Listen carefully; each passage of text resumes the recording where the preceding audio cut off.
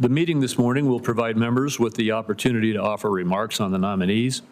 And following any statements, we will recess briefly and then proceed to this morning's hearing with Secretary Kennedy. We will vote on these nominations off the Senate floor today, and I think we have agreed at 11:30, as there are other votes starting on the floor at that time. At his hearing, Mr. Schweitzer discussed his commitment to trade policies and practices that place the American economy and the American worker first. I look forward to working with him, if confirmed, to ensure that our trade policy prioritizes U.S. competitiveness, spurs job creation, and promotes innovation. Mr. Chiarello and Mr. Stewart discussed the critical issues in our healthcare system, including soaring costs, a burdensome drug approval process, and the opioid crisis. If confirmed, both Mr. Chiarello and Mr. Stewart will have the opportunity to advise Secretary Kennedy on potential solutions. Given their respective backgrounds, I'm confident in their ability to provide thoughtful counsel to the Secretary.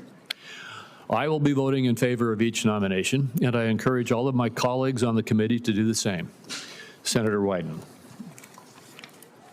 Thank you very much, Mr. Chairman. I'll start off with Michael Stewart. The Health Department's top lawyer is responsible for calling balls and strikes and making sure the department follows the law.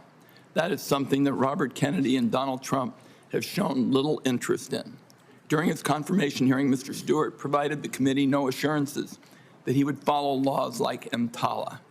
That makes sure emergency departments provide life-saving medical care.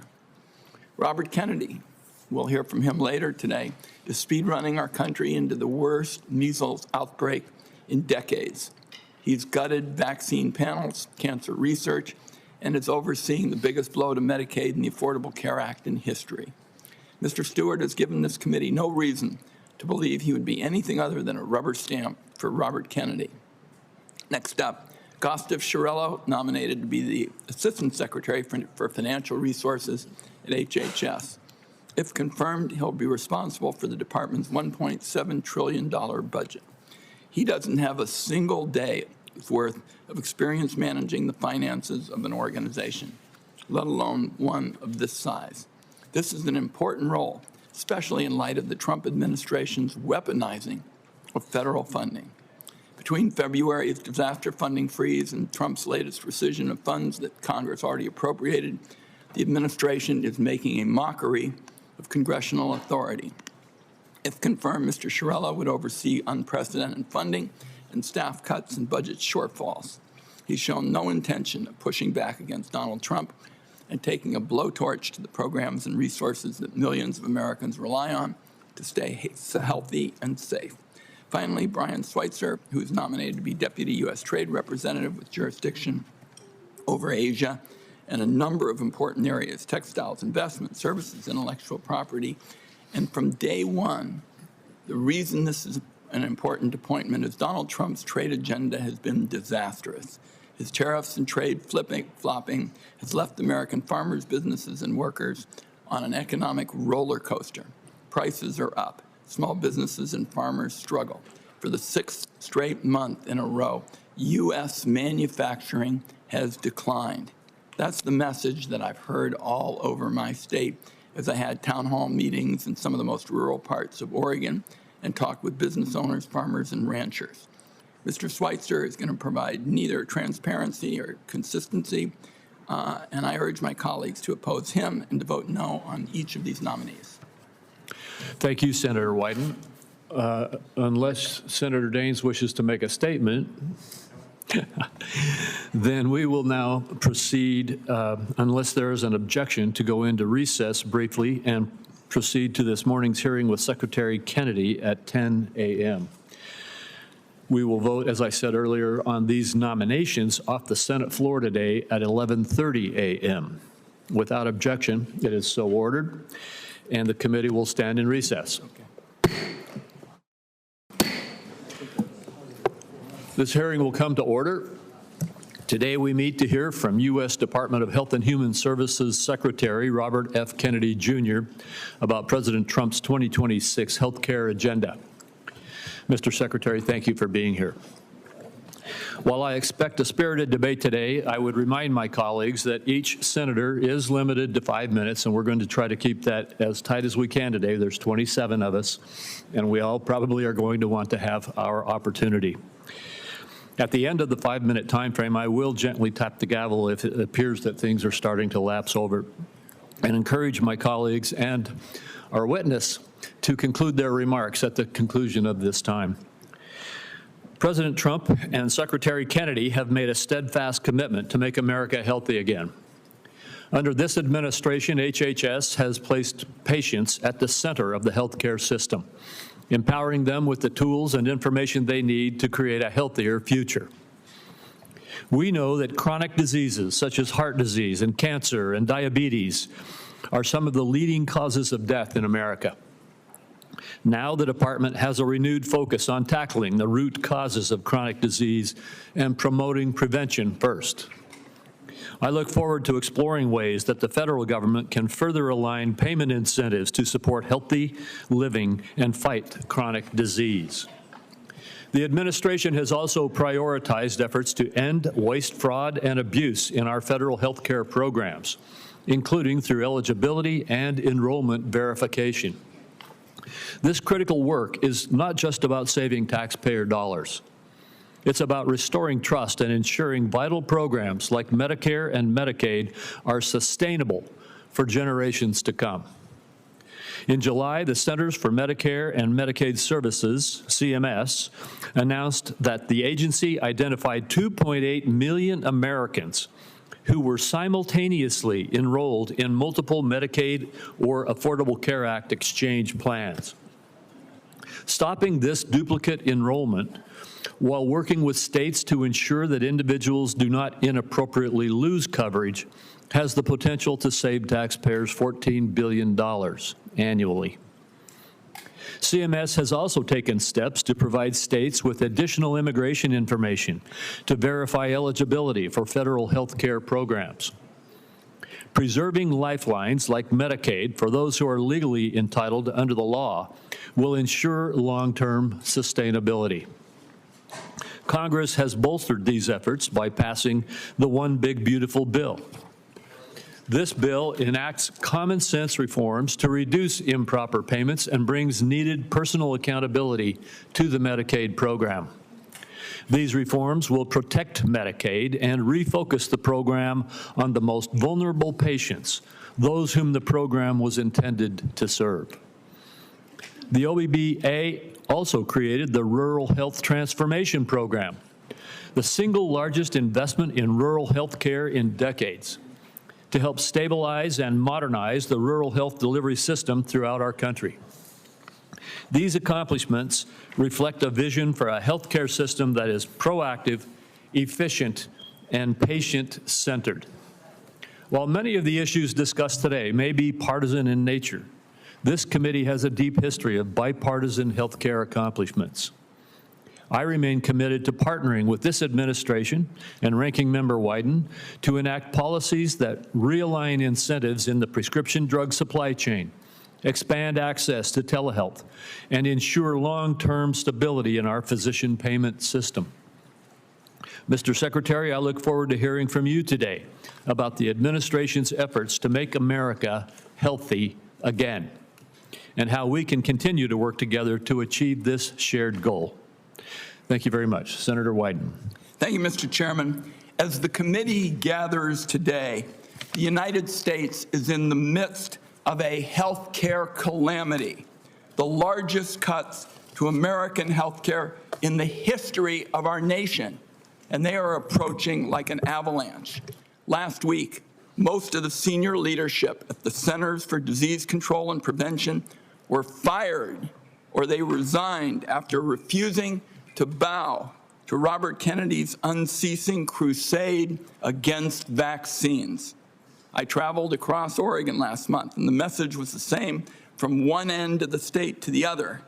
Families are confused. They're scared about who to trust about their health care. Robert Kennedy and Donald Trump have done so much to feed that mistrust. This morning, my staff, in partnership with Senator Alsobrook's team, is releasing a report that shows the disaster. of Robert Kennedy's 203 days in office. Every single day there's been an action that endangers the health and wellness of American families. Robert Kennedy has elevated conspiracy theorists, crackpots, and grifters to make life or death decisions about the health care of the American people.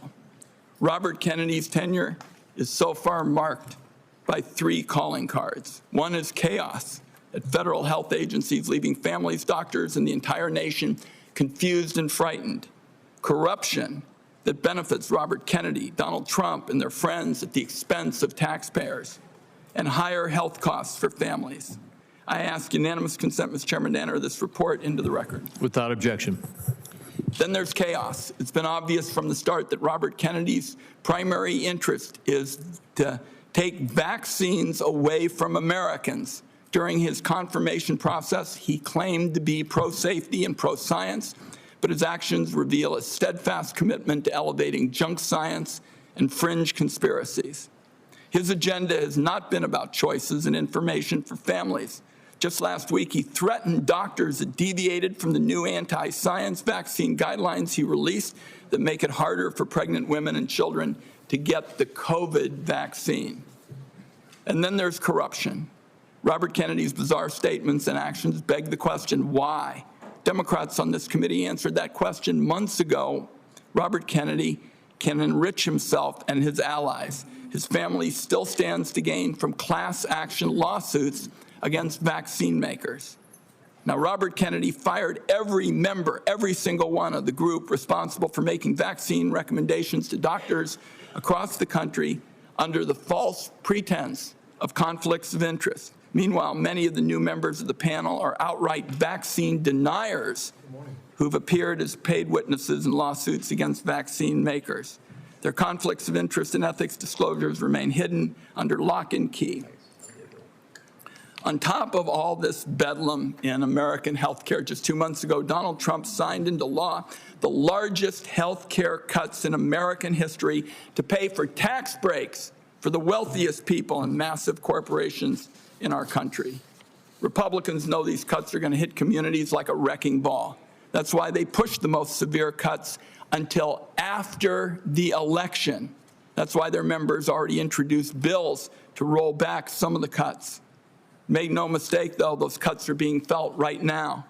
We're seeing hospitals in Idaho cutting payments, hospitals and nursing homes. Providence Seaside Hospital in Oregon announced they're shutting down their labor and delivery unit. Every family is going to feel the burden of Trump care in America. Premiums are going to spike next year, especially for those who buy health insurance on their own, but the effects will be felt by those who get insurance also through an employer. Congress has an opportunity to extend the Affordable Care Act tax credits that lower the cost of premiums. Democrats are ready to pass an extension that stops a dramatic premium spike that would force many families to pay double what they do today. Instead of finding ways to help American families pay less for health care, Robert Kennedy is focused on his anti-vaccine mission, fueled by some kind of complex that the consequences be damned.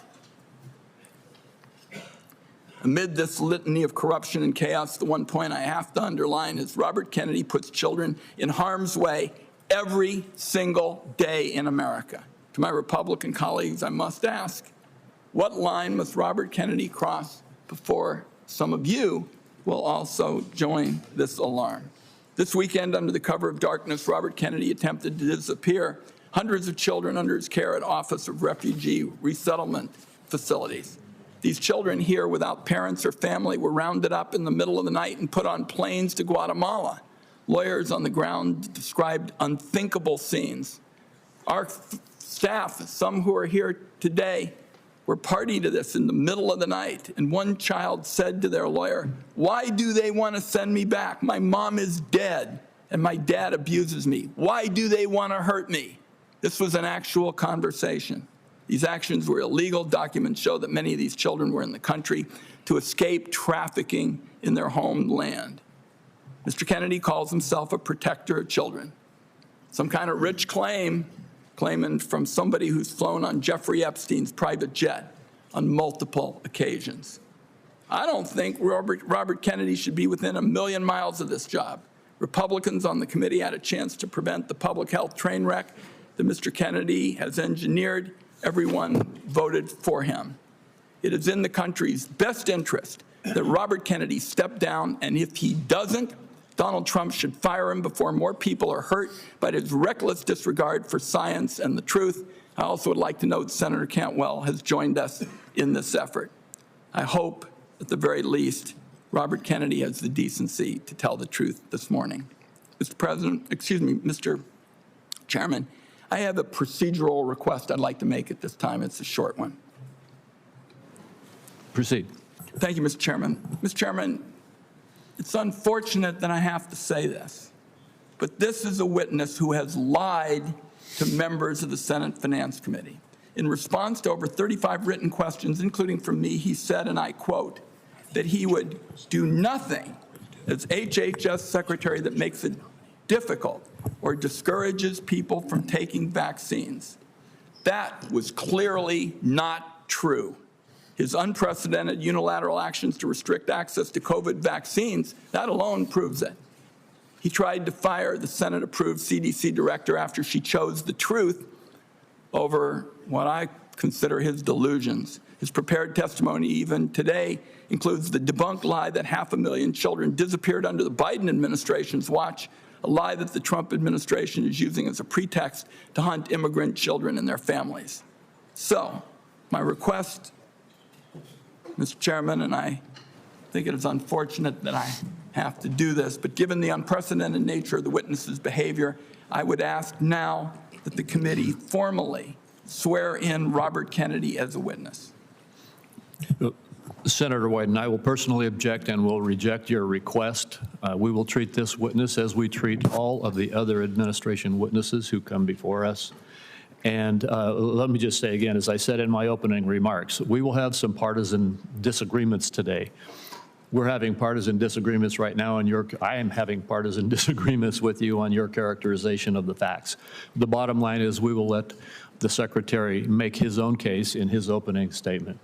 I'll only say, Mr. Chairman, that this committee's unwillingness to swear this witness is basically a message that it is acceptable to lie to the Senate Finance Committee about hugely important questions like vaccines. I think it's a great mistake, and that's why I've made the request. I understand that you're not going to grant it, and we can move on. We'll get to the bottom of your accusations, but at this point, I'm going to turn to our witness, the Secretary of Health and Human Services, Robert F. Kennedy, Jr.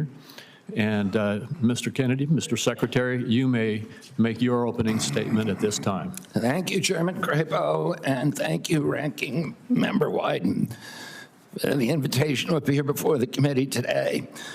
Before I summarize what we've accomplished this year at HHS, I want to express my deepest condolence to the family of DeKalb County Police Officer David Rose, who gave his life to stop the gunfire attack on the CDC on August 8th. Officer Rose was a veteran. He was a husband and the father of 2 children. Officer Rose's widow, whom I visited, is expecting their 3rd child.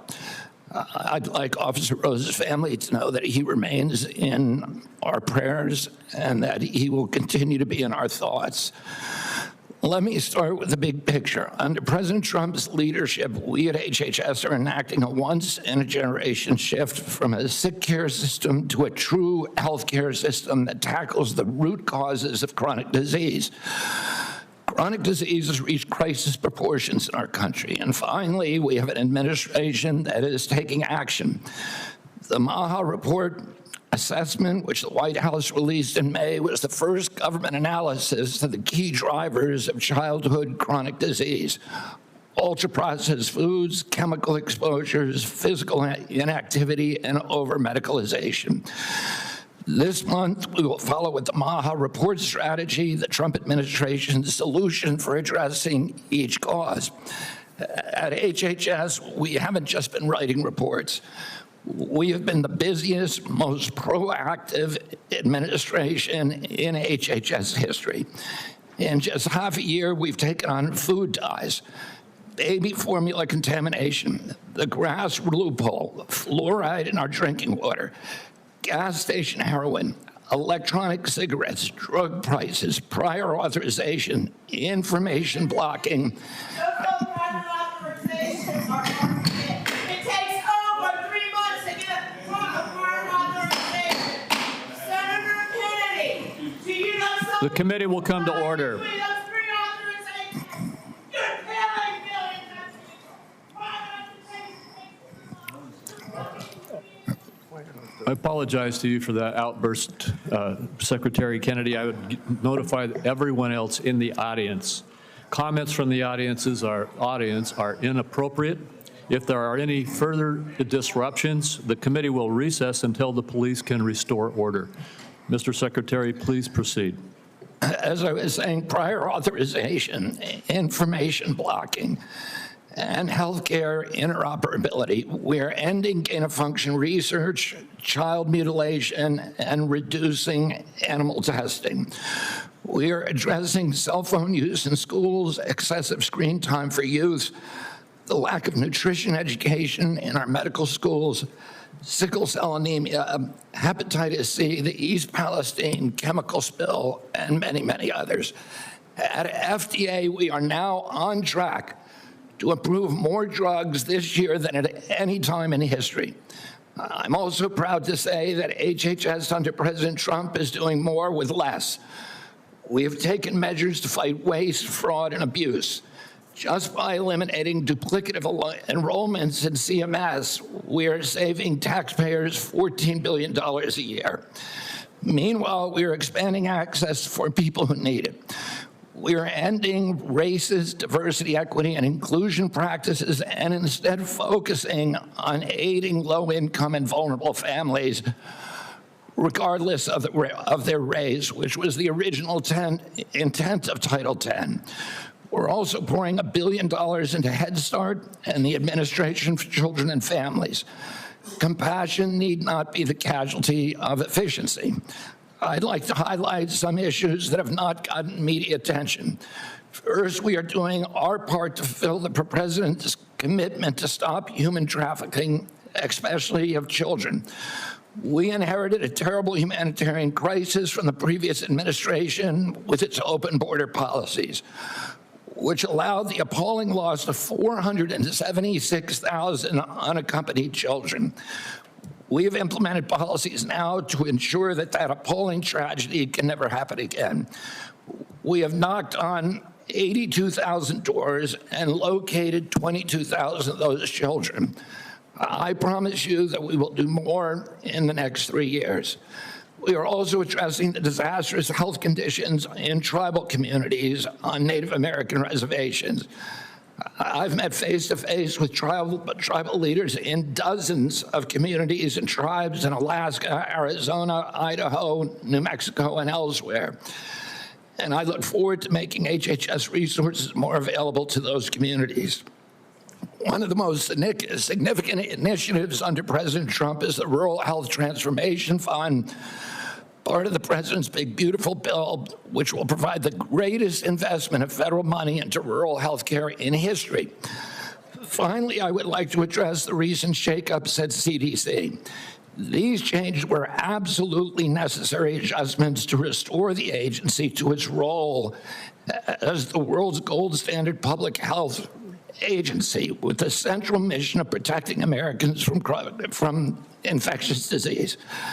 CDC failed that responsibility miserably during COVID, when its disastrous and nonsensical policies destroyed small businesses, violated civil liberties, closed our schools, caused generational damage in doing so, massed infants with no science, and heightened economic inequality. And yet all those oppressive and unscientific interventions failed to do anything about the disease itself.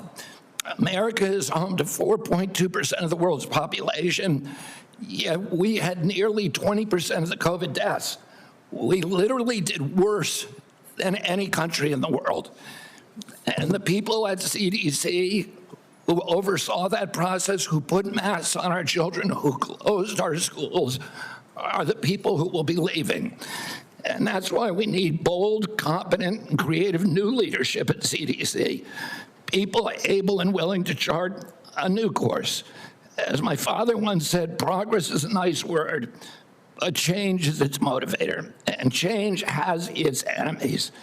That's why we need new blood at CDC. That's also why it's imperative that we remove officials with conflicts of interest and catastrophically bad judgment and political agendas. We need unbiased, politics-free, transparent, evidence-based science in the public interest. Those are the guiding principles behind the changes at the CDC, and that is what you can expect all across our agency for the next 3 years.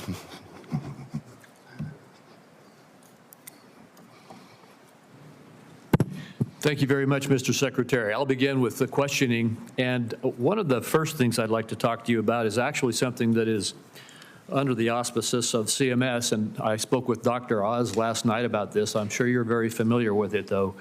And that is that in the One Big Beautiful Bill, there's a lot of attacks right now going on publicly about hospitals are in trouble. And the blame for that is placed on the bill, even though the bill hasn't even been implemented yet. The fact is, this committee held hearings on the troubles that rural hospitals are facing in the United States before the passage of the One Big Beautiful Bill. They've been facing difficulties in rural America for a number of years now. And the bill, the One Big Beautiful Bill, contained a rural health transformation program, which I would just like to ask you to comment on. This is the program which allocated $50 billion over the next 5 years to our rural community hospitals in the United States to help them deal with some of the financial crises that they are facing and transition to more stability. Could you comment on that program that is in the One Big Beautiful Bill? Yeah, Senator, one of President Trump's campaign promises and one of the principal preoccupations, not only of Republican senators when I did my confirmation hearing, but also almost equally among Democratic senators, was crisis in rural health. We've had 120 rural hospitals close over the past 10 years. These institutions are not just delivering health access to rural Americans, but they are economic centers, they are cultural centers for those communities. They are often the largest employer. They are the highest paying jobs, and they are the centerpiece for those communities. So when they die, the communities collapse. And President Trump promised to do something about that, and he has delivered on that promise. Right now, we spend about 6% of Medicaid funding is sent to rural hospitals, a very, very tiny slice, and that's one of the reasons they're in trouble. President Trump has now allocated through the One Big Beautiful Bill $50 billion, so $10 billion a year over the next 5 years. What we give to rural hospitals, that 6% represents $19 billion a year. So we're increasing that by $10 billion. So we're infusing more than 50% increase in the amount of money that is going to rural communities over the next 5 years. There's never been anything like that in history. It is the biggest investment, and it should stem this hemorrhage. Well, thank you. I appreciate your giving clarity to that, because it is frustrating to see these continuous allegations that the difficulties that our rural hospitals are facing all were created in the last few months when we passed a bill, when we've been holding hearings in this committee about these problems. And in the bill that we passed, we gave a $50 billion boost to, as you indicated, increase by 50% the federal support for our community rural hospitals in the United States. And I think that the hospital owners understand that. They recognize this support. In fact, they are coming they're coming together very carefully with Dr. Oz to work on the rollout of this program so that we can see this boost and this support that is coming. Just another one of the disagreements we have about what really was in the one big beautiful bill. So I appreciate you commenting on that. In the last minute and 10 seconds that I have with you, could you just quickly talk once again about the broad issue of making America healthy again in terms of our aim to change the healthcare system's focus from a reactive symptom management model to one that focuses on lifestyle choices and the root causes of chronic disease?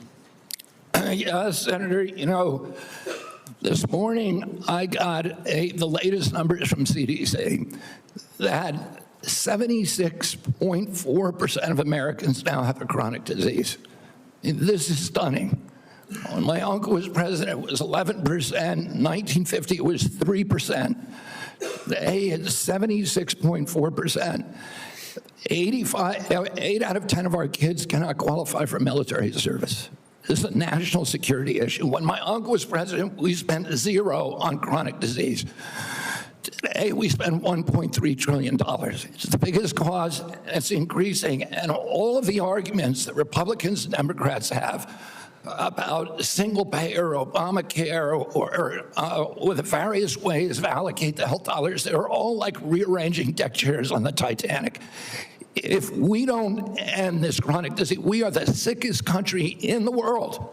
That's why we have to fire people at CDC. They did not do their job. This was their job to keep us healthy. Thank you, and Mr. I need to fire some of those people to make sure this doesn't happen again. Thank you, Mr. Secretary. I have to cut myself off to make sure I keep to this time frame too. Senator White. Thank you very much, Mr. Chairman. I've made it clear I think that Secretary Kennedy is dead set on making it harder for children to get vaccines and that kids are going to die because of it. And Mr. Chairman, I'd like to put in the record today an op-ed written by Susan Monarez, who was fired by Mr. Kennedy. Without objection. So what we know, and Dr. Monarez, was approved by Republicans. She wrote an op-ed today in the Wall Street Journal, which I've just put in the record, and I quote her. She said, "I was told to pre-approve the recommendations of a vaccine advisory panel newly filled with people who have publicly expressed anti-vaccine rhetoric." So this is not some liberal philosopher or something. This is the CDC director who tells the Wall Street Journal, which is not exactly interested in progressive, theories and the like, that she was told to pre-approve the recommendations of a vaccine advisory panel filled with people who've publicly expressed anti-vaccine rhetoric. So my first question, Mr. Secretary, is did you in fact do what Director Monarez said you did, which is tell her to just go along with vaccine recommendations even if she didn't think such recommendations aligned with scientific evidence? That is no, I did not. That's a yes or no. So you have an opportunity to call her a liar if you say that you didn't do it, but I'd like to see you respond to this. No, I did not say that to her. And I never had a private meeting with her. So there are witnesses to every meeting that we have, and all of those witnesses will say, I never said that. So she's lying today to the American people in the Wall Street Journal? Yes, sir. Okay. Let's talk now about what's coming up, because I've made it clear what I've thought about the 203 days with my colleague, Senator Also Brooks. In 2 weeks, CDC's Advisory Committee on Immunization Practices will meet to make decisions about critical vaccines that protect us against hepatitis B, measles, and more. The committee's got a profound impact on vaccine access, but these aren't ordinary meetings. You've stacked the deck to ensure the panel bends to your views. In June, you fired all 17 committee members who are respected scientists and doctors. You replaced them with non-experts, vaccine skeptics, and conspiracy theorists. As a result, this critical advisory panel has lost scientific credibility. After years, colleagues, we spend so much time not looking at this as Democrats and Republicans, but as good science and scientific credibility. And now the American Academy of Pediatrics has warned that the committee is being politicized at the expense of children's health. American Academy of Pediatrics, you think they're lying too? I think the American Academy of Pediatrics is gravely conflicted. They get their biggest contributors are the 4 largest vaccine makers. They run a journal, Pediatrics, which they make a lot of money on, that is completely dependent on pharmaceutical companies. So I wouldn't put a big stake in what they say that benefits pharmaceutical interests. Senator, I didn't politicize ASAP, I depoliticize it. The Congress has been investigating ASAP. All over the country, Mr. Secretary, scientists and doctors are saying otherwise. They're all wrong, too. They're all lying, according to you. The scientists and doctors are supporting me all over the country. There is division on opinion. I don't get letters from thousands of people who are not political saying that this set of changes is going to damage American healthcare, and particularly these healthcare agencies, for decades to come. I don't get any letters from people saying, hey, this is going to make a big difference forever. Maybe you're listening to a selective group of people. Well, you get me. Yeah, and I will. Fine. I will tell you what, Senator. I will put my mailbag against your mailbag any day of the week. I got 30 seconds. Dangerous respiratory viruses like RSV are on the agenda for the next advisory meeting. Countless parents have been awakened in the dead of night by a wheezing kid gasping for air, forced to rush their little one to the ER. There's no worse heart-wrenching fear. The RSV vaccine offers these kids protection against the worst effects of the virus. But now it looks like you're on a crusade to make infants and babies more vulnerable to the terrible illness. That's what we're doing with the COVID changes. And please make your answer brief, Mr. Secretary.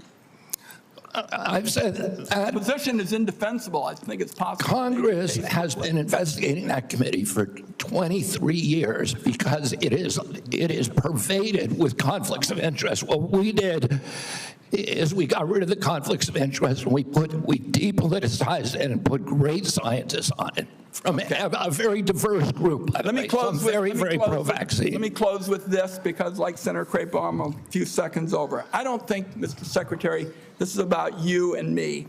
This is about kids being pushed in harm's way by reckless and repeated decisions to get scientists and doctors out of the way and allow conspiracy theories to dictate this country's health policy. I don't see any evidence that you have any regrets about anything you've done or plans to change it. And my last comment is, I hope that you will tell the American people how many preventable child deaths are an acceptable sacrifice for enacting an agenda that I think is fundamentally cruel and defies common sense. Thank you, Mr. Chairman. Do I get a reply? Or Senator, you've sat in that chair for how long? 20, 25 years, while the chronic disease in our children went up to 76%. And you said nothing. You never asked the question why it's happening. Why is this happening? Today, for the first time in 20 years, we learned that infant mortality has increased in our country. It's not because I came in here. It's because of what happened during the Biden administration that we're going to end. I'm going to let Senator Wyden respond briefly to that, and then we're not going to go over like we just did. Defend this committee on a bipartisan basis. Colleagues, my cabinet secretary says that we have no interest in chronic care. Mr. Secretary, Mr. Chairman, could we have regular order, please? We are in the process of turning around the Medicare program with the chronic care bill that Chairman Hatch, when he was chairman, and this committee put together on a bipartisan basis. All right, we're going to proceed. And I just want the rest of the members to know, I gave Senator Wyden as ranking member some leeway there, but we're going to stick to the 5 minutes.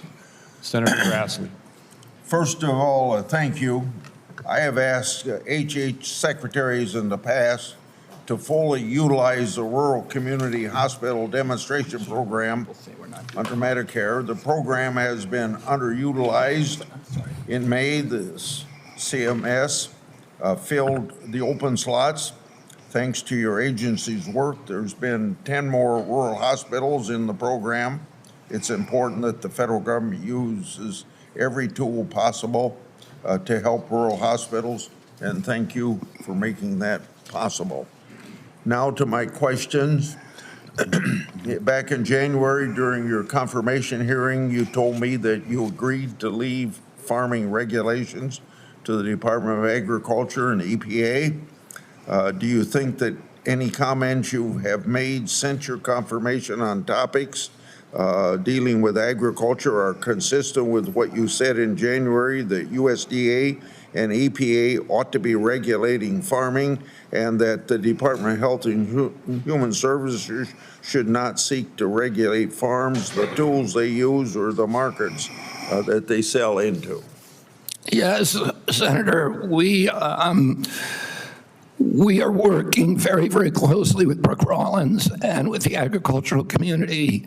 We've met with over 140 farm interests over the past 3 months to incorporate them to make sure that the MAHA agenda is consistent with their agenda. We are producing the best food in America, that we're protecting our soils and our soil microbiome, and that we're protecting all kinds of farmers, including those who want to transition to regenerative agriculture. We're consulting every stakeholder in the farm community in everything that we do. I just raised the question because farmers in my state have been concerned about some of the things you're saying. Senator, I can't hear you. I'm sorry. Some of the farmers in my state have been raising questions about some of the things that they think you said, whether it was out of context or not. I just thought I'd raise this question so that you would keep by what you told us back in January at your confirmation hearing. Now, Senator Durbin and I have a bipartisan bill that requires price disclosures on TV ads. Price transparency is important in drug advertisement. I know that President Trump, Vice President Vance, and you are all supportive of this effort. When can I expect action from this administration on requiring drug companies to publish the price of drugs in their TV ads? And just in case you would tell me that you don't think you have that authority, can you help Senator Durbin and I on our bill so that we can ensure that you have legal authority to require price disclosure? Senator, I think it would be good for us to talk about this offline. We are working on this in our agency, and I'm happy to give you the details of what we're doing. Okay. I've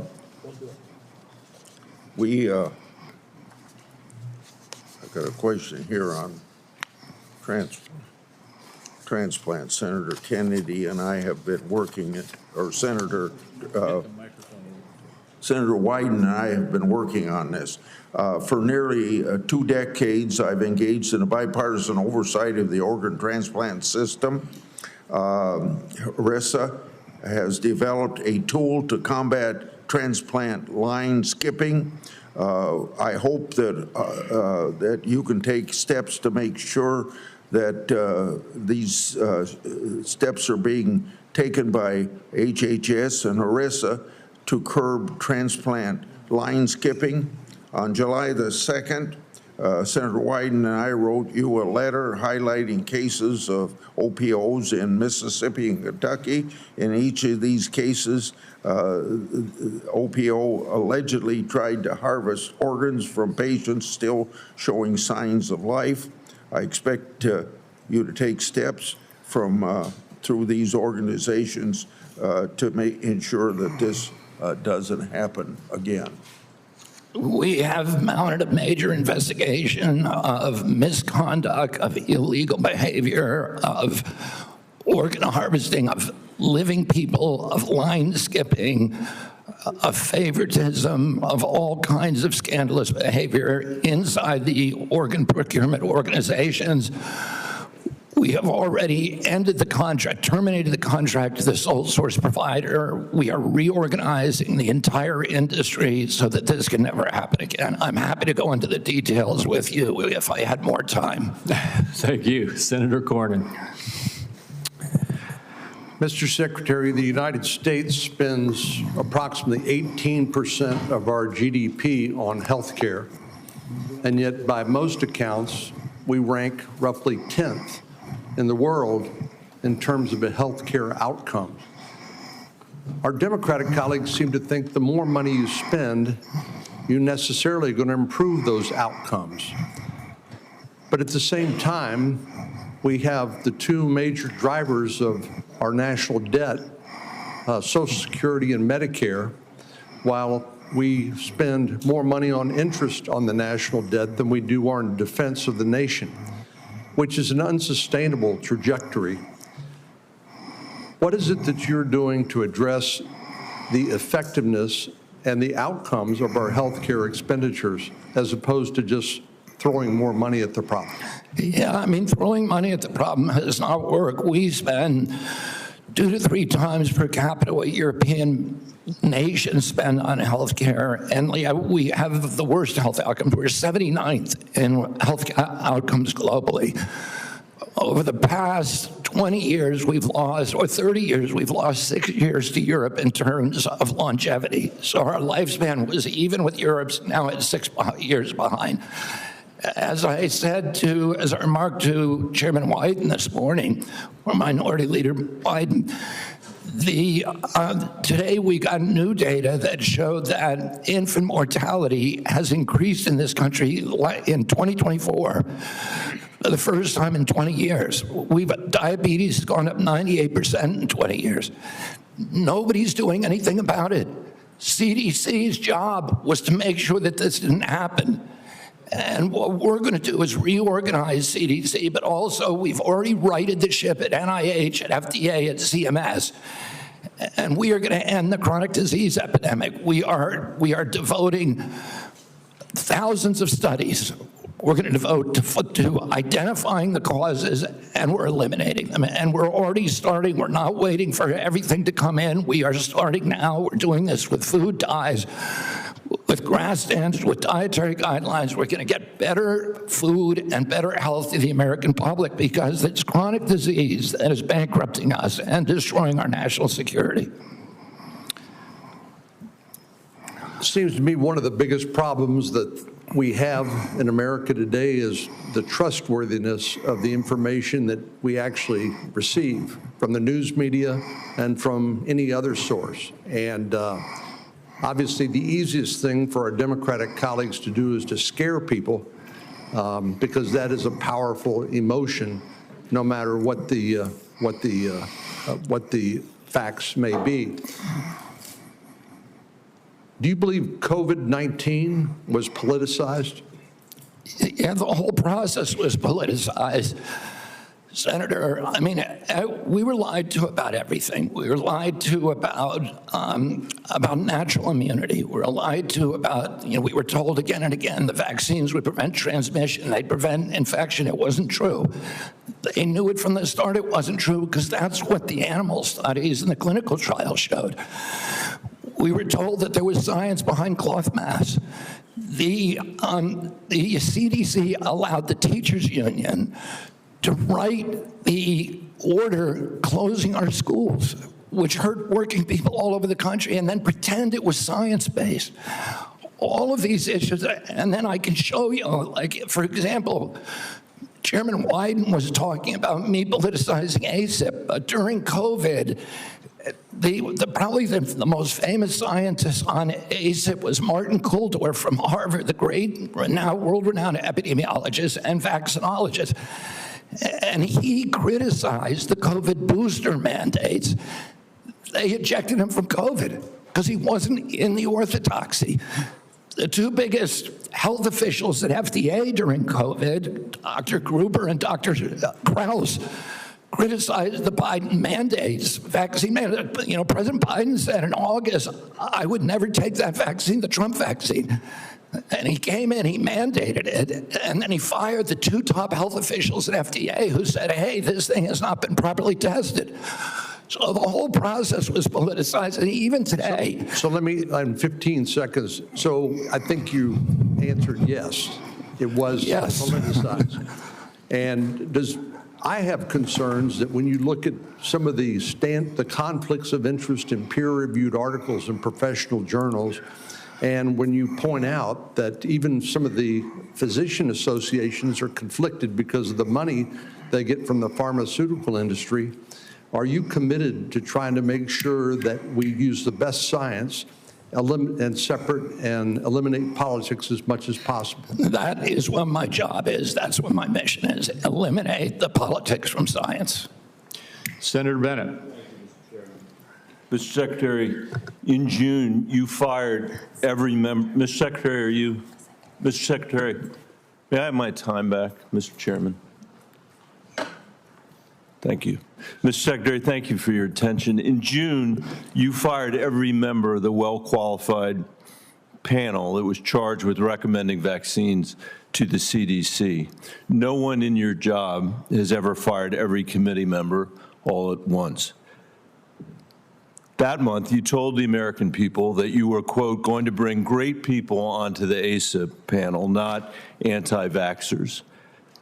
Are you aware that one of the people you put on the panel, Dr. Robert Malone, claimed that the commonly used mRNA vaccine, quote, causes a form of AIDS and can damage children's, quote, brains, their heart, their immune system, and their ability to have children in the future? Yes or no, Mr. Kennedy? And Dr. Malone is one of the inventors. Yes or no? Yes or no? Were you aware that he had that view when you appointed him to this panel?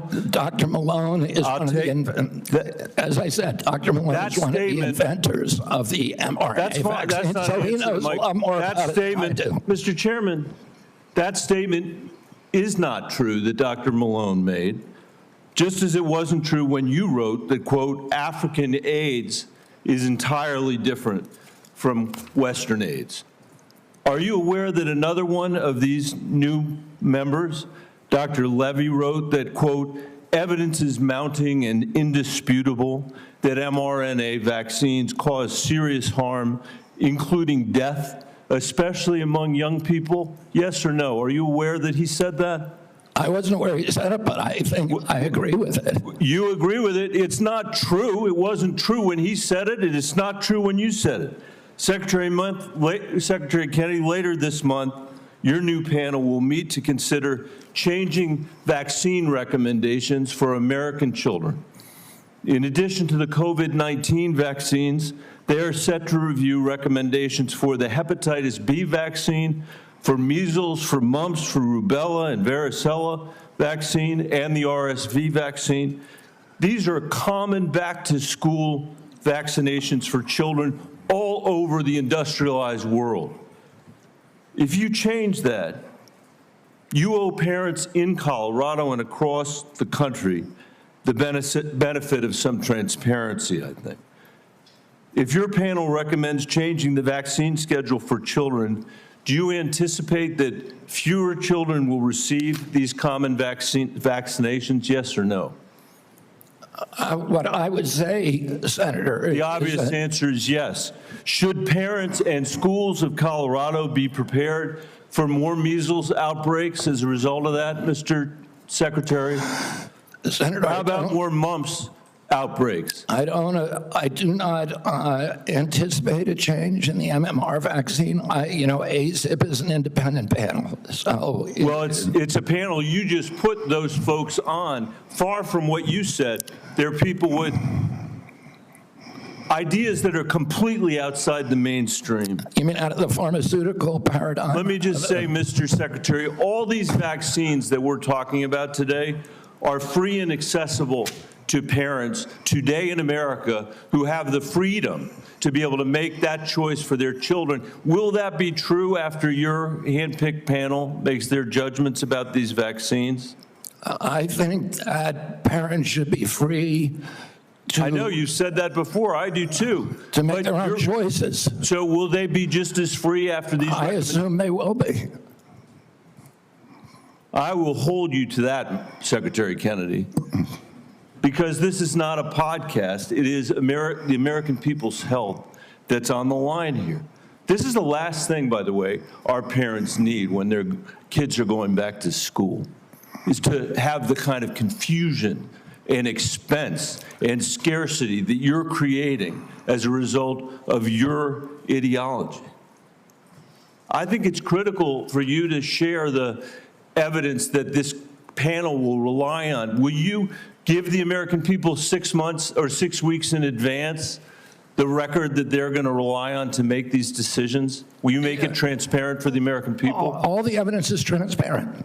Will you make it in advance transparent for the American people so they can comment on it? All the evidence is transparent for the first time in history, and you were never there complaining when the pharmaceutical companies were picking those people and then running their products through with no safety testing. You can characterize it any way you want. I quoted them today. What I said was accurate. What you said were lies. You described people moving the Titanic. Senator, are you saying that the mRNA vaccine has never been associated with myocarditis or pericarditis in teenagers? I am simply. Is that what you're trying to tell us? I am simply trying to say that the people that you have put on that panel, after firing the entire. You're evading the question. No, I'm asking the questions here, You're Mr. Kennedy. evading that question. I'm asking the questions, I Mr. asked Kennedy. you a question. I'm asking the questions for Mr. Kennedy on behalf of parents and schools and teachers all over the United States of America who deserve so much better than your leadership. That's what this conversation is about, Mr. Chairman. Senator, they deserve the truth, and that's what we're going to give them for the first time in the history of that agency. Senator Cassidy. Thank you. I'll try and restore a little calm here. And I'm approaching this as a doctor, not as a senator. I am concerned about children's health, seniors' health, all of our health. And I applaud you for joining the president in a call for radical transparency. Thank you for that. I said yesterday, I believe it, that President Trump deserves a Nobel Prize for Operation Warp Speed. If he had been President Obama, he would have gotten it. But because of Operation Warp Speed, forcing the federal government to come to a vaccine development within 10 months when others said it couldn't be done, we saved millions of lives globally, trillions of dollars. We reopened economies, an incredible accomplishment. Mr. Secretary, do you agree with me that the president deserves a Nobel Prize for Operation Warp Speed? Yeah, absolutely, Senator. That was phenomenal. Let me ask you, but you just told Senator Bennett that the COVID vaccine killed more people than COVID. Wait, that was a statement. I did not say that. Okay, then let me ask, because you also were Senator, I just want to make clear, I did not say that. We'll check the record. That's a question of fact. You also said that you were also, as lead attorney for the Children's Health Defense, you engaged in multiple lawsuits attempting to restrict access to the COVID vaccine. Again, it surprises me that you think so highly of Operation Warp Speed when, as an attorney, you attempted to restrict access. Now, let me ask. I'm happy to explain why. I had 3 minutes and 30 seconds left. All right. It also surprises me because you've canceled, or HHS did, but apparently under your direction, $500 million in contracts using the mRNA vaccine platform that was critical to Operation Warp Speed. Again, an accomplishment that I think President Trump should get a Nobel Prize for. You canceled $500 million in contracts. Now, I grew up in a middle-class family, so $500 million seems, just to cancel, it seems like an incredible waste of money. But it also seems like a commentary upon what the president was attempting, what the president did in Operation Warp Speed, which is to create a platform by which to create vaccines. So this just seems inconsistent that you would agree with me the president deserves a tremendous amount of credit for this. Is this a question, Senator Cassidy, or is this a speech that you don't want me to answer? Because I want to answer that question. Please. If it's a question. But be tight, please. First of all, the reason that Operation Warp Speed was genius is it did something nobody had ever been done. I don't think any president but President Trump could do it. It got the vaccine to market that was perfectly matched to the virus at that time when it was badly needed, because there was low natural immunity and there were people getting very badly injured by COVID. But it was also brought in therapeutics like hydroxychloroquine and ivermectin and protocols for treatments. And there were no mandates. And then okay, I have another question, so please, about 15 That's when I began litigating against President Biden's mandates. Now, I'm sorry, let me go on because in because terms you've of covered me the mandates canceling those before. contracts, I have limited time, Mr. Secretary, I'm sorry. You've called for, and rightly so, that we should restrict participation in agencies for those with conflict of interest. I would like to submit for the record a evaluation of the conflict of interest of those who are on the ACIP and the Vaccines and Related Biologic Products Advisory Board. It was not 97% as alleged, rather it was 6.9%, and it was 1.2%, I think, for the other panel. Without objection. Now, I am concerned, though, because many of those whom you have nominated for the ACIP board, Senator, excuse me, you have the facts excuse me, wrong in there. excuse me, can I have my time back? Yes. Yeah. What I am concerned about is that many of those whom you've nominated for ACIP have received revenue as serving as expert witnesses for plaintiffs' attorneys suing vaccine makers. Now, one of my colleagues in another setting alleged that you seem more interested in settlements than science. If we put people who are paid witnesses for people suing vaccines, that actually seems like a conflict of interest. Real quickly, do you agree with that? No, I don't. It may be a bias, and that bias, if disclosed, is okay. But it's not a financial. It's not a financial conflict. It's not a financial conflict of interest. Let me finish up. You also told Senator Wyden at the outset that you didn't want to take vaccines away from people. And as I conclude, I would like to say this. Because of the conflicting recommendations made about COVID. This is from Eric Erickson, good conservative out of Atlanta, Georgia, occasionally gives me hell. My wife has stage 4 lung cancer. She is one of the people the COVID vaccine actually helps. Thanks to the current mess at HHS, CVS is unable to get her vaccine. Secondly, an email from a physician friend of mine. Hey, Bill, I'm not even sure what I'm asking you, but we're all confused and concerned about who can get the COVID vaccine. We are having our attorney try and render an opinion, but there's no firm guidance and concern about liability if vaccines are given to a patient who requests it, but not on the current CDC list. Pharmacists are requiring a prescription now even for patients over 65, creating a huge headache. I submit these for the record. Without objection. I would say effectively we're denying people vaccine. Senator Cantwell. You're wrong. Thank you, Mr. Chairman. Following up on that same line as Senator Cassidy, because that's exactly, I represent one of the most science-based states in the country. That is percentage of scientists per capita. And at your confirmation hearing, we asked about this, whether you would follow science. You've made a statement here today in your testimony that you would follow science, and yet you're not following science, and that's what Senator Cassidy's question was. It's a simple yes or no answer. Do you think the president deserves to get a prize for warp speed in the mRNA technology that saved so many lives? And you won't answer that question. I answered it.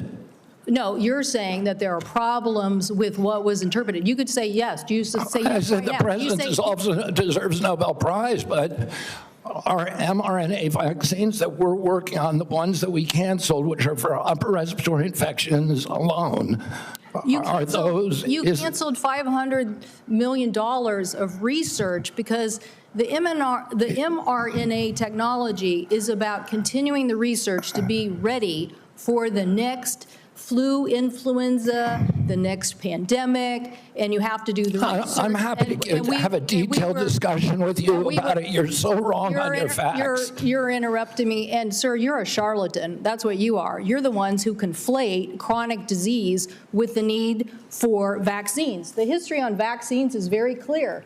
This is the 20th century. That's how many people had vaccines and had illnesses. This is the 21st century.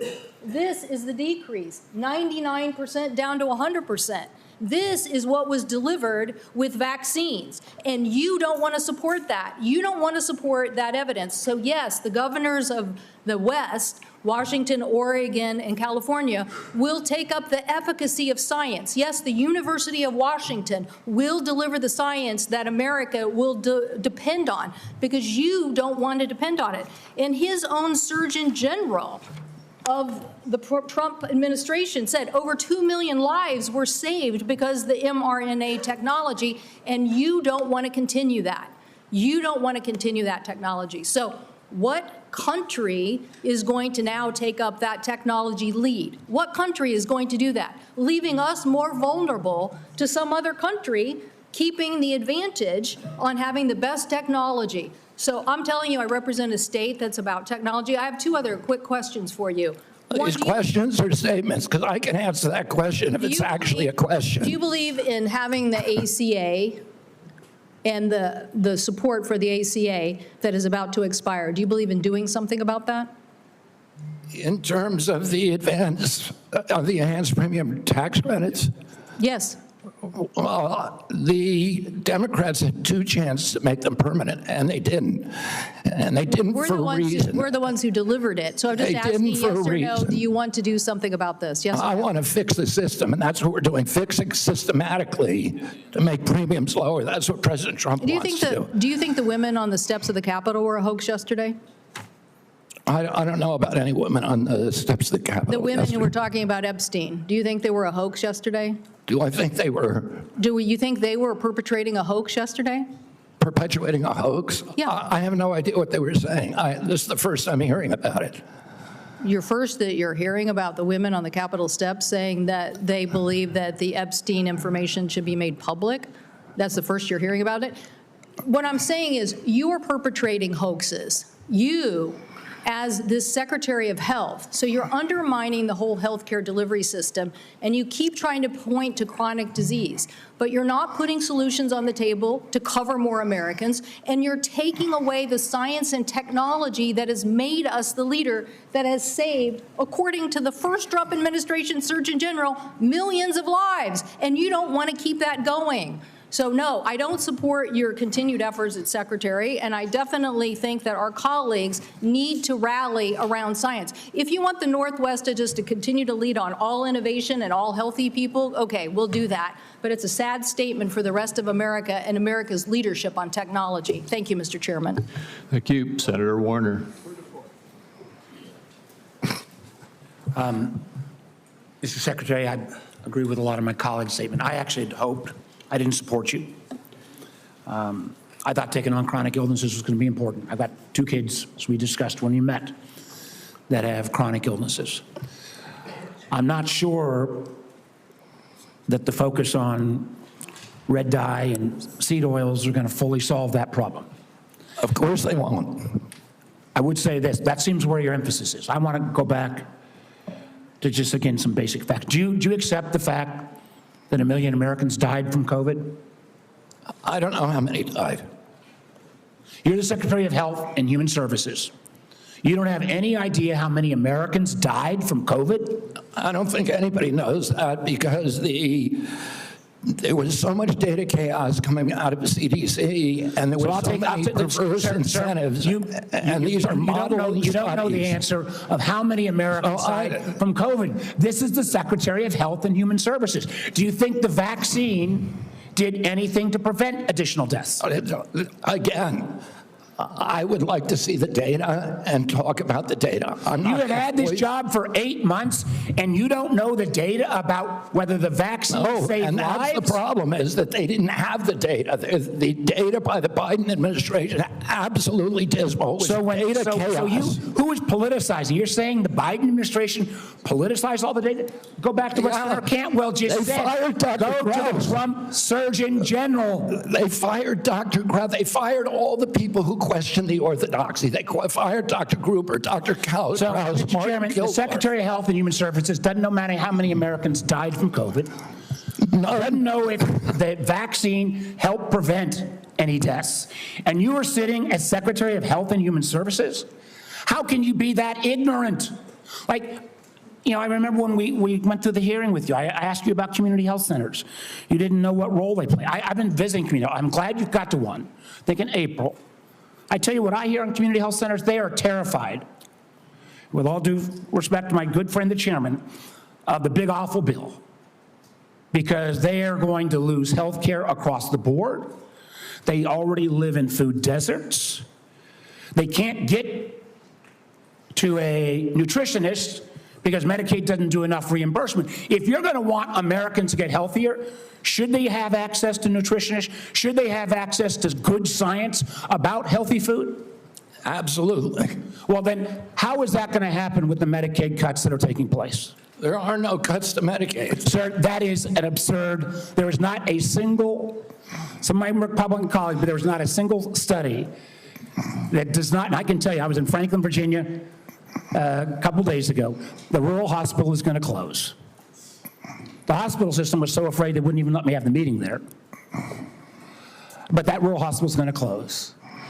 And they are looking for where those folks are going to go. I mean, you're supposed to be doing health care policy, not being the doctor in residence for all of America. I hope I can just say, I'm still going to trust my doctor rather than your health advice. Is that a problem with our thing? And obviously, Tom Cotton's going to, who knows who he's going to trust. But let me go back to policy for a couple seconds. So maybe we can lower the temperature a little bit. I got a bipartisan bill that would be a systemic fix, not a vote-buying mechanism when Medicaid's getting cut, what was put in on the rural hospitals. One of the things we could do, Mr. Secretary, is make sure that the folks who work in rural hospitals get an 80% reimbursement of what folks get in more urban centers. Would you support that legislation? Are you talking about the area wage index? I'm talking about the area wage index and moving that up to 80%. So there is actually ability to get rural providers. President Trump supports that, and we support. Do you support? You support? Good. So you will work with us to get that passed. Yes. That will increase costs on both Medicaid and Medicare. So you are committed to that. I appreciate that. What about Senator Wyden and I've got a bill because across America. What about what? Hospitals are shutting down on their OBGYN services. Try to have a baby. I don't know about in all of my other friend states, but in Southside Virginia, you can't find a hospital. Will you work with us to make sure that before OBGYN services are taken out of a rural hospital, there has to be a process and procedure? I'm happy to work with you on that, Senator, meet with you and see if we can work with you on it. I don't know exactly what the issue is. Well, again, the Secretary of Health and Human Services, who has said he doesn't know how many people died from COVID, doesn't know if the vaccine saved lives, doesn't understand the issue that OBGYN doctors are fleeing rural America because they can't afford it. And with the cuts that are coming up, it's going to be exponentially worse. I would invite you, sir, to come with me to a community health center in Virginia and hear what is on people's mind. They want to get healthier? Absolutely. Count me in. But they also don't want their basic health care removed. Thank you, Mr. Chairman. Senator Langford. Mr. Chairman, thank you. Secretary, good to see you again. As I traveled around Oklahoma during August, it was great to be able to be home. I had several folks that contacted me, and we had some great meetings with some rural hospitals as well. They're looking forward to the $50 billion for the One Big Beautiful Bill that is targeting towards rural hospitals, starting with $10 billion next year. I know you're quickly getting all the instructions out on that. We know that's in process. It was good to be able to visit with them and be able to talk about that. They're very pleased. Thanks for the work you're doing on that. I also met with some of our groups that do incredible medical research on this. I know the NIH grants were held for a while and being studied. Those have been released, and grateful to be able to see that because there's some amazing medical research that's happening, including some longitudinal studies. And they need those dollars released, so I appreciate y'all getting those released out there. I did hear from a lot of our folks, and I want to talk about one of these issues. From a lot of our hospitals, they immediately raised the issue of Medicare Advantage plans and how they're withholding payments, they're delaying payments back to hospitals, and a problem that's been for rural hospitals. I know y'all are working on that as well. We want to work with you on that. But you and I have spoken on the second issue on that, and it's the pharmacy benefit managers. During the confirmation process, it was interesting when you and I met in my office, you said every single senator brought up PBMs to you, and you made the statement during the confirmation process, this is an area that President Trump wants to take on, is the pharmacy benefit managers. This is unfinished business in this committee, but I wanted to just know what is HHS doing at this point on the PBM issue in particular to make sure we're not driving out rural pharmacies and what we can do to be able to make sure that's fair. I mean, it's a priority for the president. He talks to me about it, I would say at least once a week, sometimes at 11 o'clock at night. And we've met with the PBMs, and we are in talks with them. We're also in MFN talks with the pharmaceutical companies, who are also very interested in reducing the cut and getting transparency among the PBMs. And the PBMs have committed to us to transparency, to some protocol that will guarantee transparency. And then the part of the MFN negotiations would include direct-to-consumer marketing, which would eliminate the middleman. So I think we're doing a lot on PBMs. Okay, that'd be very helpful to be able to see. It'd be very helpful for consumers across the country on this. You and I spoke as well, and you've made public statements on this, and the FDA commissioners made public statements on the issue of reviewing the safety issues of mifepristone. Your comments early on were every drug needs to be treated the same, needs to look at the same, and not have political biases and how things are actually examined. There were a lot of changes on the allocation of mifepristone for elective abortions under the Biden administration. It's now open to anyone without a prescription on it. You don't have to go through a doctor on it. There's all kinds of issues that are happening now on it. So the question was, you said that there would be a review on that just to be able to look at it, make sure we're following all safety protocols. Do you know a timing on that review? I can't give you the exact timing. I talked to Marty McCary about it yesterday, and he said it is progressing apace. We're getting data in all the time, new data that we're reviewing. And we know that during the Biden administration, they actually twisted the data to bury one of the safety signals with a very high safety signal, around 11%. So we're going to make sure that that doesn't happen anymore. We're producing honest science and gold standard science on that. I'll keep you abreast of where we are. Thank you. Just go where the science leads on that. During the Biden administration, the Title X regulation that requires Title X family planning programs recipients to physically and financially separate from abortion activities, their Title X activities, and eliminate them promoting or providing abortion with those funds. That was flipped from the original Trump rule that was done under the first presidency. During a confirmation, you had committed to go back and look at that again and to be able to see.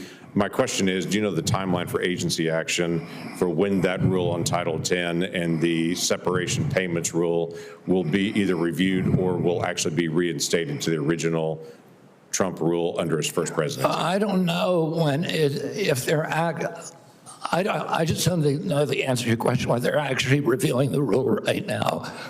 I can tell you that the NGOs that have that issue, that refuse to separate their payments streams and separate their operations, are not getting funded. Okay, well, that was an issue under the law when it first came out, to be able to keep those things separate on it. So look forward to that. Thank you, Mr. Chairman. Thank you.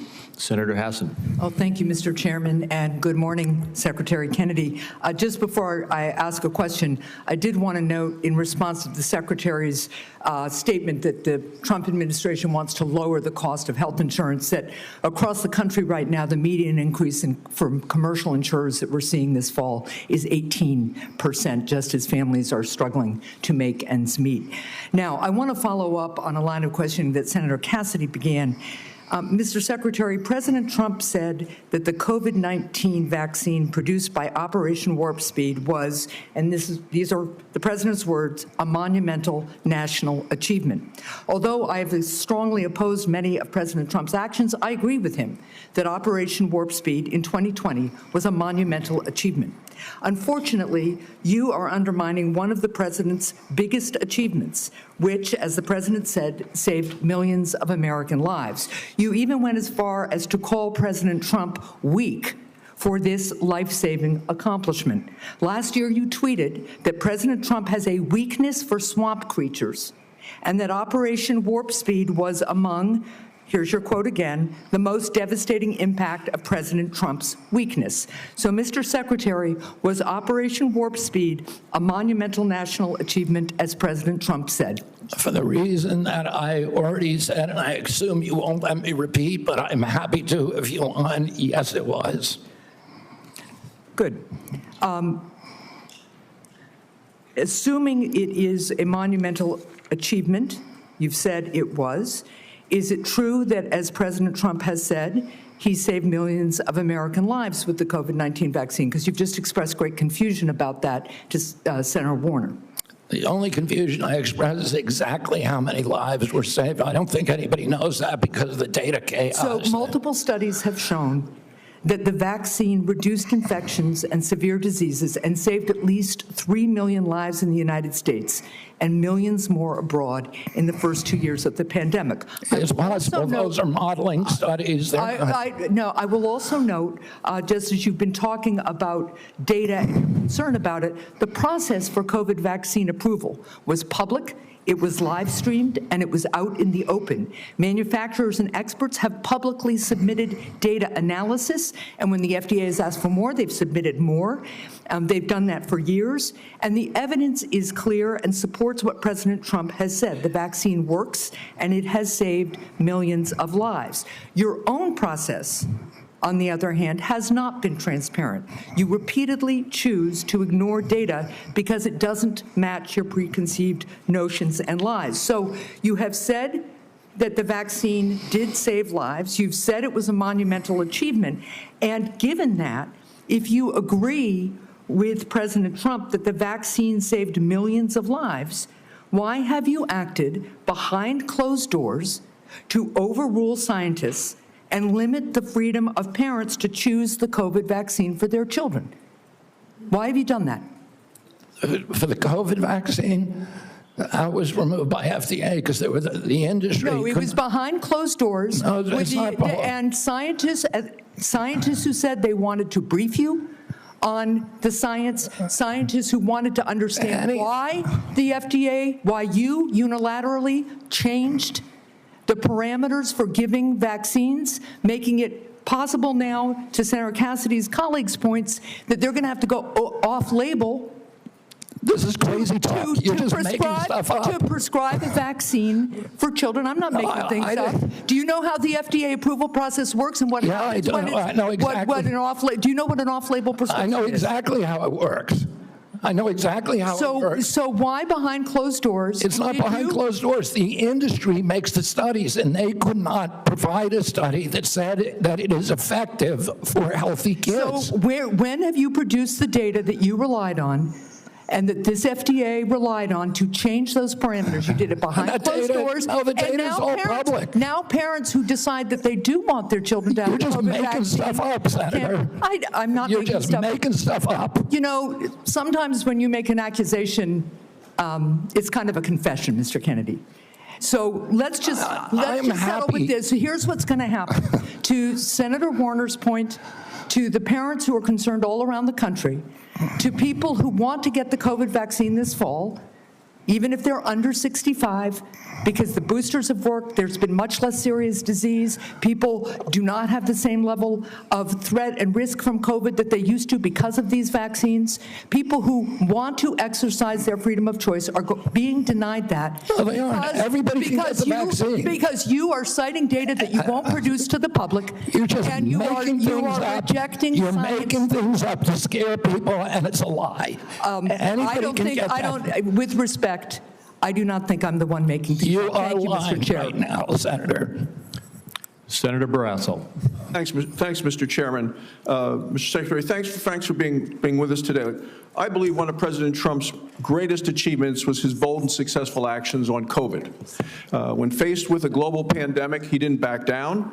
He was determined to find a cure, and through Operation Warp Speed, a vaccine was developed that distributed quickly, safely, effectively, and I believe it saved many, many lives. I think it's a model of American ingenuity and public-private partnership. But this wasn't the first time an American president acted boldly to address disease and vaccines. There's a great book that's out. It's a prize-winning book called The Fate of the Day by Rick Atkinson, and he talks about the courageous efforts by George Washington. During the Revolutionary War, George Washington reversed his opposition to the smallpox vaccine, and he ordered that all the soldiers be vaccinated. It was among the most consequential decisions Washington would ever make. By protecting his troops from smallpox, Washington preserved the Continental Army, which allowed our nation to continue to fight for our independence. And like President Trump, I believe President Washington acted decisively to protect Americans' lives at a time of great national peril. So over the last 50 years, vaccines are estimated to have saved 154 million lives worldwide. I support vaccines. I'm a doctor. Vaccines work. Secretary Kennedy, in your confirmation hearings, you promised to uphold the highest standards for vaccines. Since then, I've grown deeply concerned. The public has seen measles outbreaks, leadership in the National Institute of Health questioning the use of mRNA vaccines, the recently confirmed director of Centers for Disease Control and Prevention fired. Americans don't know who to rely on. You know, recent polls said 89% of voters, 81% of Trump voters agree vaccine recommendations should come from trained physicians, scientists, public health experts. So, you know, they believe, you know, Senator Marshall, Senator Cassidy, they believe me when it comes to vaccines. If we're going to make America healthy again, we can't allow public health to be undermined. So could you explain what steps you're going to be taking to ensure vaccine guidance is clear, evidence-based, and trustworthy? Yeah, we're going to make it clear, evidence-based, and trustworthy for the first time in history. For most, right now, you know, when I was a kid, I got 3 vaccines, I was fully compliant. Today's children have to get between 69 and 92 vaccines in order to be fully compliant, between maternity and 18 years. Only one of those 19 vaccines, 92 doses, only one of those vaccines has ever been tested against an inert placebo. And what we're doing now is any new vaccine that before it's approved and licensed will have to demonstrate safety against an inert placebo. And we're going to go back and do observational studies on the existing vaccines to see if they're linked to any of these chronic disease epidemics so that people can understand the risk profile of those products and make good assessments for their own health. So in 2 weeks, vaccine experts at the CDC are going to meet to discuss childhood vaccine recommendations. Parents and physicians depend upon this guidance to make decisions and to keep kids safe. And as I said, I support vaccines. I've been hearing from many of my medical colleagues, people I've known from medical school, residency, and when I practiced medicine in Wyoming, and there are real concerns that safe, proven vaccines like measles, like hepatitis B, and others could be in jeopardy. And that would put Americans at risk and reverse decades of progress. As we've seen over the last 4 years, the previous administration 4 years, when recommendations became politicized or were swayed by bias, that the public trust can be lost. So what safeguards are in place to ensure decisions are based solely on science and not politics? And how are you going to make sure doctors and parents can count on CDC guidance? I mean, Senator, I would point this out. Right now, there's only 10% of children are complying with the CDC's recommendation on COVID boosters. Only 15% of healthcare workers.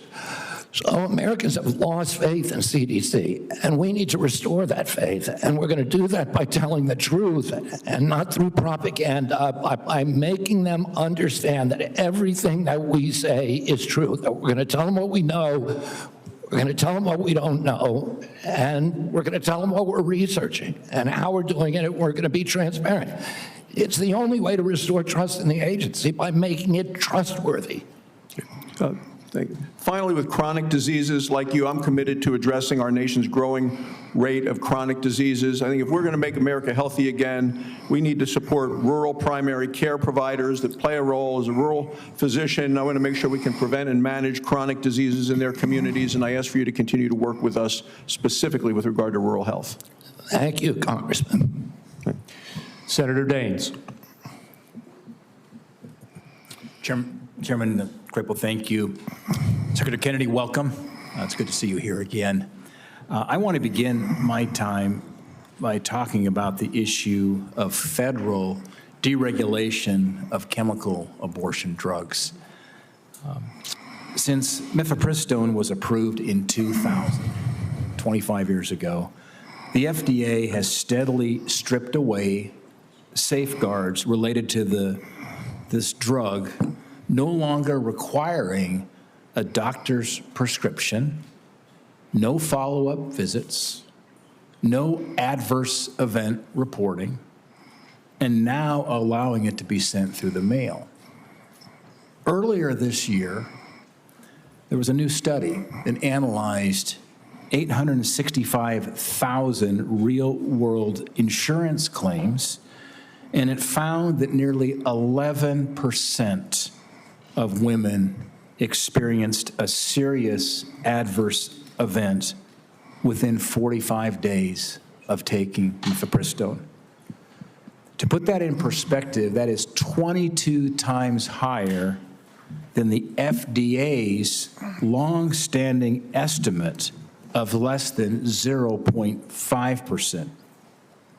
While these findings alone are shocking, my conversations with those in the medical profession, credible medical professionals, lead me to believe that even this study may indeed underrepresent the scale of the problem.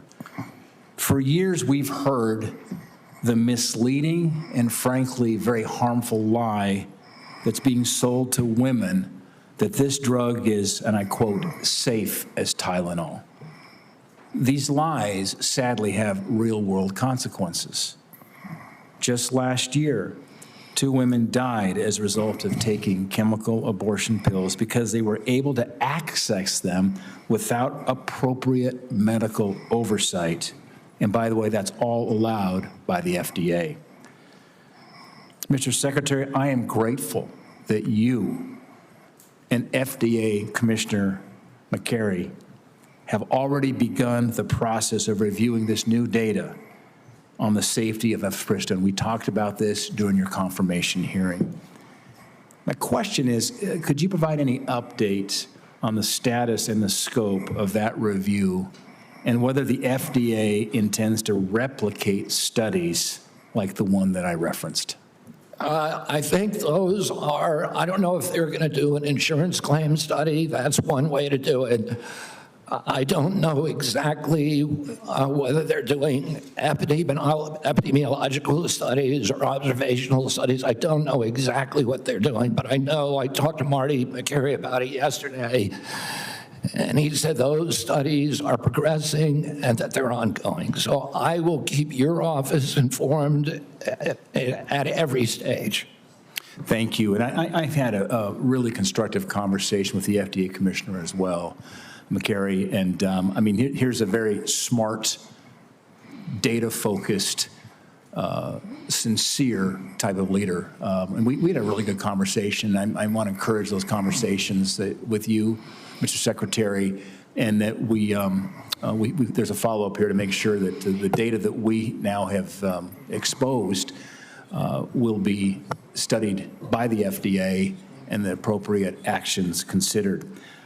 Given the legitimate safety concerns surrounding mifepristone and your actions to roll back other COVID emergency measures, will you repeal the COVID-era telemedicine allowance, given that we're repealing these COVID-era regulations and emergency measures? Would you repeal the COVID-era telemedicine allowance for chemical abortion drugs and restore the requirement for an in-person doctor visit? Senator, I need to get back to you on that. I don't know if the White House has yet taken a position on that, but we will get back to you this week about that. Okay, all right. Thank you. I want to close with a quick Montana question. Earlier this week, the state of Montana submitted a Medicaid demonstration waiver application to CMS to strengthen the state's Medicaid expansion program. This waiver seeks to require community engagement and enhance cost sharing for working-age, able-bodied adults enrolled in the program. I applaud our governor, Gianforte, and Director Brereton for their proactive leadership in this space. My question is, Mr. Secretary, could you commit that CMS will work quickly in its consideration of Montana's waiver application? Absolutely. It sounds like the kind of waiver that we're looking for. Okay. Thank you, Mr. Secretary. Thank you, Senator Johnson. Thank you, Mr. Chairman. Secretary Kennedy, first of all, thank you for your willingness to serve and for putting up with this abuse. 5 minutes is even close to refute all of the falsehoods that have been confidently spewed during this hearing. We'll talk about real data here, okay? Well, first of all, thank you for breaking the logjam of information of HHS. My committee's got now over 8 million pages of information. Just in the first tranche, by the way, what we discovered is that the CDC, somebody in the federal health agencies, this interagency communication, hid the signal. They admitted there was a signal on myocarditis, and they hid it. They didn't warn the public. They didn't warn doctors. So that's just one instance of corruption and lies told by the CDC. We've got a lot of others we'll be rolling out, okay? So we held our first hearing in permanent subcommittee investigation on that hiding of the signal of myocarditis. We've heard a lot of studies, okay? As I've looked into science, it's been thoroughly corrupted. Here's data, and I'd like to enter this sheet into the record. I've been publishing this chart for, since really early 2021. When I'm on, for example, talk radio shows and they talk about this, they get deplatformed, or they were, because of all the censorship in the Biden administration. Here's the facts. The VAERS system that was touted in October of 2020, this great safety surveillance system on COVID, a few months later, when they didn't like the results, they started denigrating their own system. But VAERS shows that there have been 38,742 deaths reported on VAERS worldwide associated with the COVID vaccine. 38,742. 9,252 of those deaths occurred on the day of vaccination or within 1 or 2 days. Again, I agree with you. Nobody knows how many COVID deaths were because the information was completely corrupted. Nobody knows how many lives were saved by the COVID. Again, I think most people, okay, if you're vulnerable, raise your antibodies, reverse severity, fine. There's not any good study on that. There's just information out there, just claims being made. This is hard evidence. And certainly what I've been advocating for are the injection injured, the childhood vaccine injured. We're going to be holding a hearing next Tuesday on a study done by a high-integrity healthcare facility that shows, that actually looked at vaccinated versus unvaccinated, very high-quality study. I'm not going to steal the thunder of Aaron Seary, who's going to be testifying on this. I think you're aware of this study that shows the vaccinated population far more prone to chronic illness than people completely unexposed to vaccines. That is just one example of how science has been corrupted by the way, the study was conducted, and when they conducted this, oh no, no matter what the results are, we're going to release this. They got the results in 2000. It is yet to be released. We're going to enter that in the record on Tuesday. Do you want to just talk about what you've witnessed in terms of the capture of the agencies that you're now in charge of, the corruption of science, which I believe you just said, that is almost your number one goal, right, is try to bring integrity and credibility back to science, which has been corrupted by the people who pay for it, by federal health agencies being captured by pharmaceutical industries, by big pharma, by big food. Just, I want to give you, I'm sorry, just the last minute to, first of all, defend yourself, but talk about the corruption of science that you're having to deal with and trying to correct. Yeah, I mean, I'll just tell you one example, and I could sit here and give you thousands. But in 2002, CDC did an internal study of Atlanta and Fulton County, Georgia children, and looked at children who got the MMR vaccine on time and compared those to kids who got them later. So in other words, kids who got them before 36 months and kids who got them afterward. The data from that study showed that black boys who got the vaccine on time had a 260% greater chance of getting an autism diagnosis than children who waited. The chief scientist on that, Dr. William Thompson, the senior vaccine safety scientist at CDC, was ordered to come into a room with 4 other co-authors by his boss, Frank DeStefano, who's the head of the immunization safety branch, and ordered to destroy that data.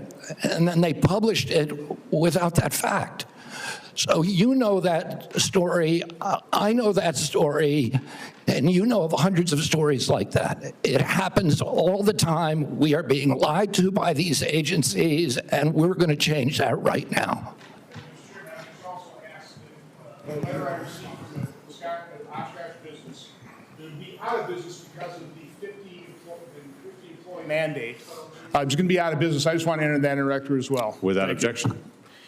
The committee will take a 5-minute quick break here just to allow just a moment of reset here, and then we'll start right back up again in about 5 minutes. Thank you to everyone. The committee is returning back from recess on this. Senator Whitehouse is recognized for questions. Thank you, Chairman. Mr. Secretary, I want to talk to you about Rhode Island. When you were last sitting there, here's what I said to you. I want to read it back to you because I want it to sink in. CMS has for years maintained a reimbursement system that the bureaucracy could never explain, never justify, that persistently pays Rhode Island providers less than neighboring Massachusetts and Connecticut providers, a difference of 23 and 26% in our regional healthcare market. Rhode Island's healthcare system is bleeding out because we aren't paid what neighboring hospitals and doctors are paid. And the one act that CMS took on this issue years ago was to make it worse.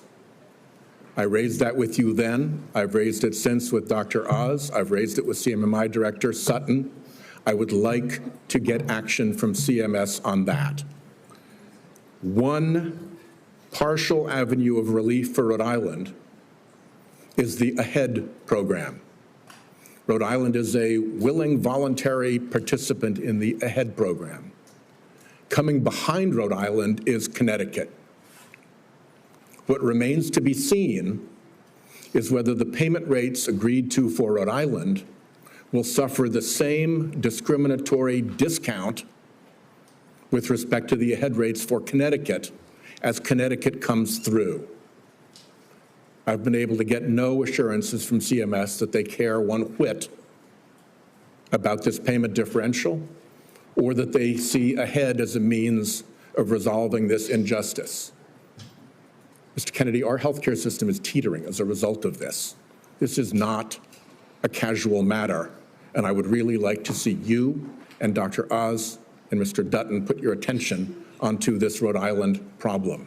There is no conceivable justification for paying a hospital in Fall River 23% more than Rhode Island Hospital when Rhode Island Hospital provides more and better services, as recognized by the Secret Service, which will take an injured president from Martha's Vineyard to the Rhode Island Hospital Trauma Center, flying right over St. Anne's Hospital in Fall River, yet Fall River gets paid more. It makes no sense, and it has to be resolved.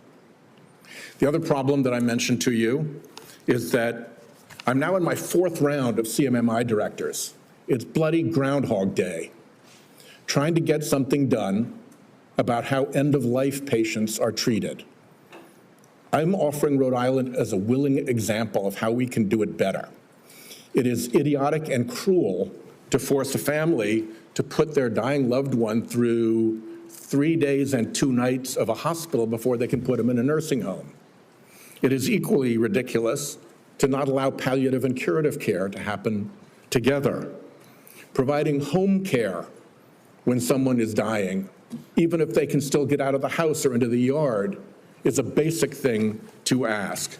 And to have respite care be that somebody comes to the house instead of taking a dying family member to a hospital, that's not even respite. Every single one, Mr. Kennedy, of these waivers has been granted in the past by CMMS and other circumstances. All I want is for somebody to come and work out how we do this in Rhode Island. What is our patient base that we'll do this in, how we put the waivers together. To quote your CMS director, Mr. Oz, he said, as we discussed in your office, we must re-examine how end-of-life care is addressed in this country. I'm offering Rhode Island as an example of how to make it better. I hope you will concede that right now it is not good. So Senator, I everything need you to respond to me. You guys know where to find me. I'm up in the Hart Building. Yeah. We've reached out, we've tried for meetings, and the progress in all three of those areas, fixing the payment gap, getting ahead balanced regionally, and following through on our desire to do good things, improving end-of-life care with waivers you guys have already granted, has gotten me so far no place. And forgive my impatience, a lot of it predates you. I put a hold on Biden nominees because I was getting jerked around by your bureaucracy.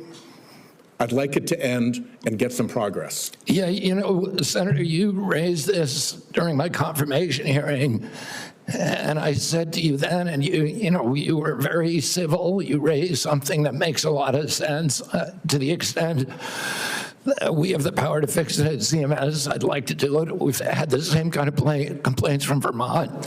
But I said to you at that time, call me and let's come talk about this. You have my cell phone. You can call me anytime. I've never heard from you in 7 months.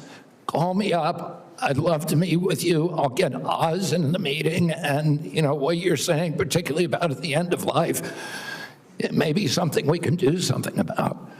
I want to help, and let me know. We'll try. Forgive my frustration. You've got 30,000 employees. They could have reached out to me. They know where I live. Yes. Senator Cortez Masto. Secretary Kennedy, thank you for being here. In May, you said, and I quote, "I stand with President Trump to say, no more middlemen, no more foreign freeloaders, no more skyrocketing drug prices. We're putting American patients first and taking on big pharma to make America healthy again." Yet your record tells a different story. In July, Republicans handed big pharma a massive win. Their big, beautiful bill that they just passed shields billion-dollar drugs like Keytruda, the world's top-selling cancer drug, from Medicare negotiation. Keytruda has been on the market since 2014. It pulled in nearly $18 billion last year in the United States alone. It costs patients up to $175,000 a year, draining Medicare of billions and forcing families into crushing debt or to forego life-saving care. And yet you support the big, beautiful bill. So despite the hype with executive orders and Washington Republicans only drug pricing law days relief for Medicare patients relying on high-cost cancer drugs, meanwhile, Democrats finally have allowed Medicare to negotiate drug prices. I will say that Keytruda, along with Opdivo and Darzalex, the three top-selling cancer drugs, were widely expected to be selected for Part B negotiation in 2026 for 2028 implementation. They are now, because of the actions of this administration, exempt from negotiation for at least several additional years, if not permanently. So my question to you, Mr. Secretary, is how do you justify claiming to take on big pharma while supporting a bill that shields drugs like Keytruda and other cancer drugs from Medicare negotiation, costing seniors and taxpayers billions, and risking the lives of cancer patients who cannot afford their necessary medication? Yeah, Senator, I appreciate the question. The Medicare drug negotiations in the IRA were very well intentioned, but they were poorly structured. And what we found is that the negotiations that have occurred actually have ended up raising the costs for Medicare. We are right now in negotiations. The CBO has not agreed to that. The CBO doesn't say that. And it's just the opposite. So you're saying the CBO and independent agencies that validate the costs are wrong? Well, that is CMS data. Okay, so let's just focus on the cancer drugs. Why aren't we negotiating those and bringing those down for families? Why does the bill exempt those? It's part of the MFN negotiations. I'm not sure of that provision in the bill, of the one beautiful bill, but You're not sure of the provision, the negotiation provision, and how exempted for cancer Keytruda? drugs? Your agency is responsible for that negotiation, and you don't know about it? I know that we're negotiating in the MFN Let me ask you this, Mr. Secretary. Let me ask you another question. How much are Medicare Part D enrollees expected to pay for prescription drug coverage next year?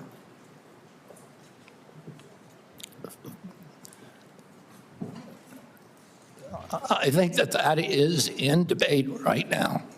Let me tell you. Are you talking about the They are going to pay $15 more than last year, up to $50 a month. Now, let me have a question for you on Part B.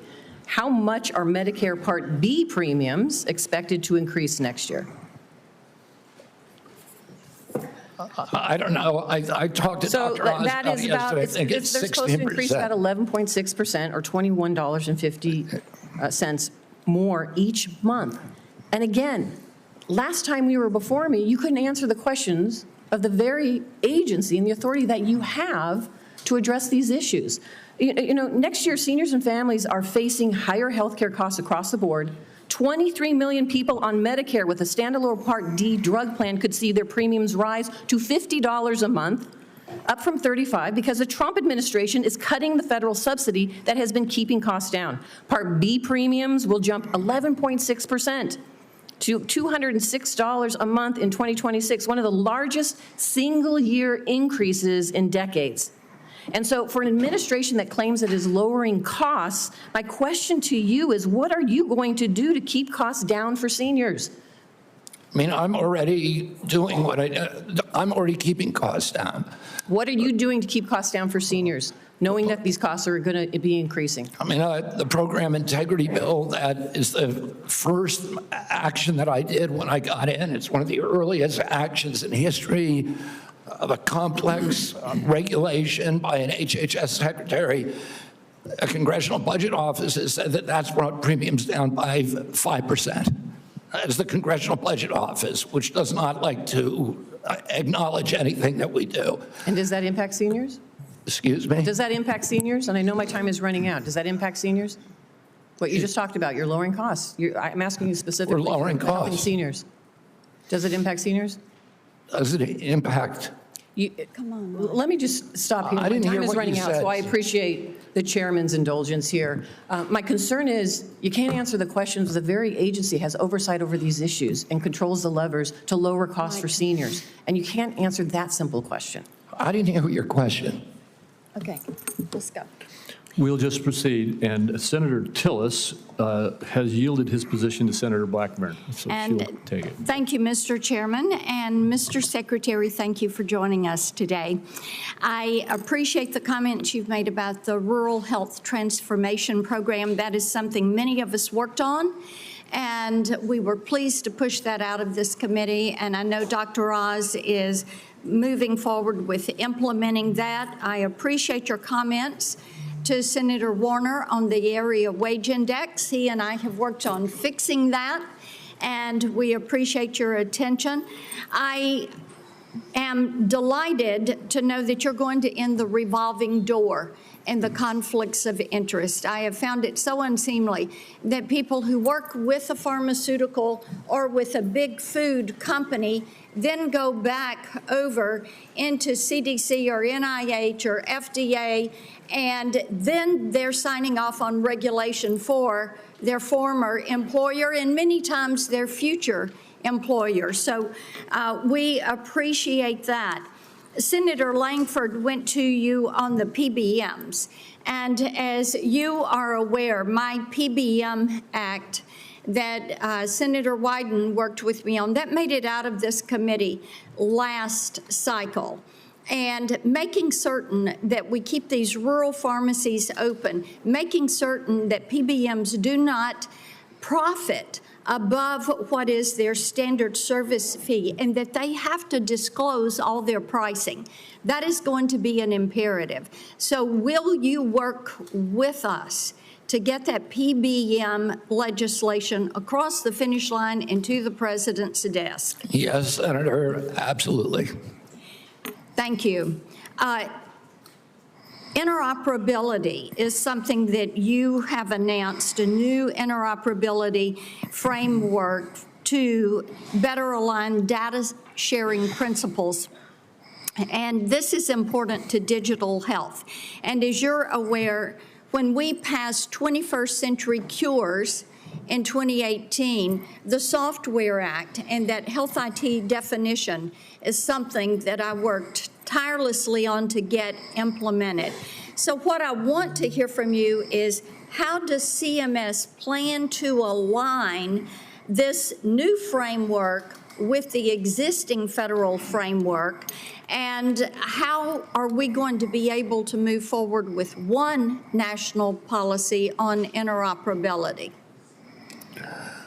Well, I don't know if we, what we have right now is concrete commitments from the 60 top tech companies who we were able to convene to do data sharing, to do patient accessibility, and to do interoperability. But I can't tell you how that's going to mesh. Then if you will have someone submit to me in writing what that pathway is, this is something that is essential if we're going to be able to benefit from that data. So having some specificity on the pathway will be helpful. I did want to talk with you.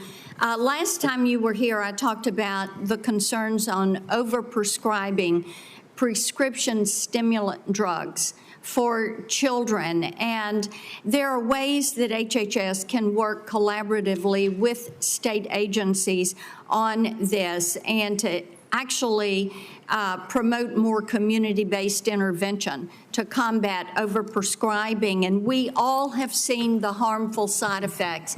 And there's a lot of reporting out there on this and tremendous concern for grandmamas like me who see children and friends of our grandchildren who suffer with this. So I know your team is working on solutions, so you're going to have your Make Our Children Healthy Again strategy that you're going to release, but talk for a moment. We've got 30 seconds left. Talk for a moment on how you can better arm parents with information on the harmful side effects of overprescribing these stimulant drugs. I mean, one of the problems, Senator, is that, we now have 1 out of every 5 kids on these drugs and the antidepressants, even more. And we know very little about the long-term impacts because NIH and CDC have been asleep at the wheel. Right now, we are doing those studies. We're doing extensive studies so that we can warn parents and so that we can force the companies to put labels on their products. And, we'll do whatever we can to show that, just to get data out to the public. That's really what our function is. And to show what the long-term impact of some of these drugs is. Are we actually preventing suicide or are we creating more suicide? And that's something that we don't know the answer to, which is, how did these drugs become so common in our society without us even knowing the answer to those questions? That is malpractice at these agencies, and that is the malpractice that I am going to fix. Thank you. Thank you. Senator Warren. Thank you, Mr. Chairman. So last November, while you were under consideration to become Secretary of Health and Human Services, Mr. Kennedy, you said, quote, if vaccines are working for somebody, I'm not going to take them away. No exceptions, no ifs, ands, or buts. You would not take away vaccines from anyone who wanted them. Then last week, you announced that the COVID-19 vaccine is no longer approved for healthy people under the age of 65. In announcing the change, you said the vaccine will be available for anyone who wants it. Now, obviously, both things cannot be true at the same moment. So let's clear this up right now, Secretary Kennedy.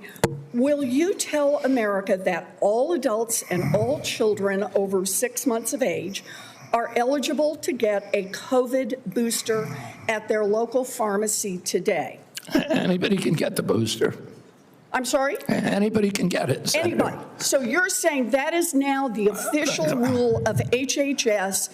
Anybody is eligible to get a booster by just walking into the pharmacy. It's not recommended for healthy people. No.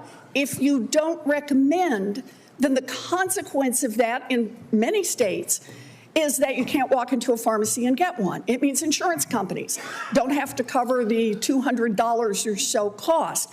As Senator Dr. Cassidy said, you are effectively denying people vaccines. We're not going to recommend a product for which there's no clinical data for that indication. Is that what I should be doing? What you should be doing is honoring your promise that you made when you were looking to get confirmed in this job. You're going like this. And that is, you promised that you would not take away vaccines from anyone who wanted them.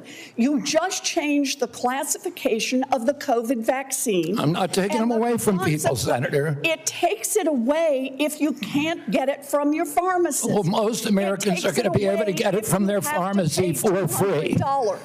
Most Americans will be able to get it from their pharmacy for free. The question is everyone who wants it. That was your promise, No, I didn't. I never promised that I was going to recommend products for which there is no indication. When you said... And I know you've taken $855,000 from pharmaceutical companies, Senator. Did you hold up a big sign saying that you were lying when you said that? Because you are the one who said you would not take them away.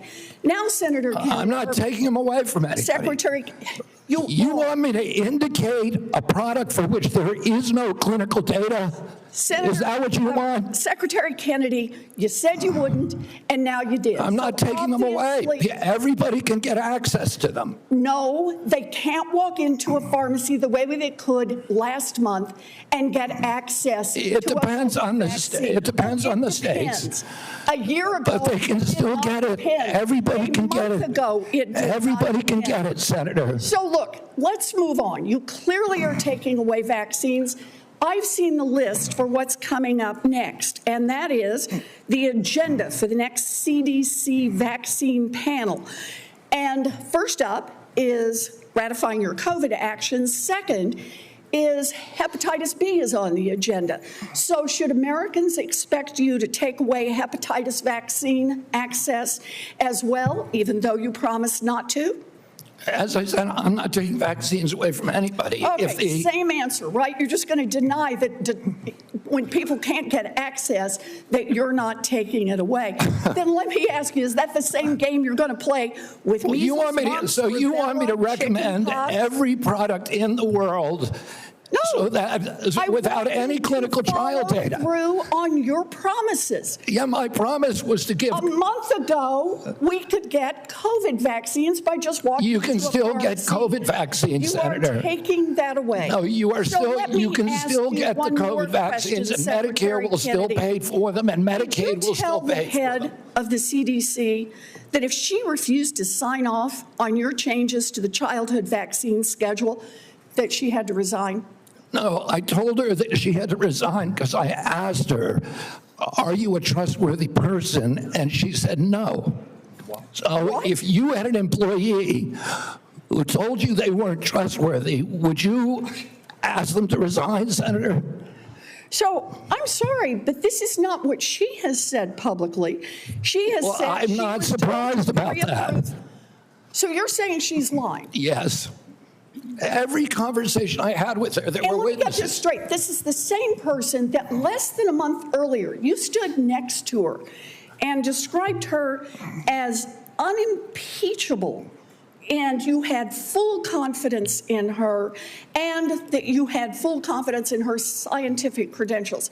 And in a month, she became a liar? Yeah, you should ask her what changed. And by the way, a month ago, you were voting against her. Oh, because you thought she was either incompetent, ineligible, or unsuited to the task. I voted against her because I was afraid she was going to bend the knee to you and Donald Trump. And it looks like she didn't bend the knee, so you fired her. Look, you're putting America's babies' health at risk, America's seniors' health at risk, all Americans' health at risk, and you should resign. Senator Sanders.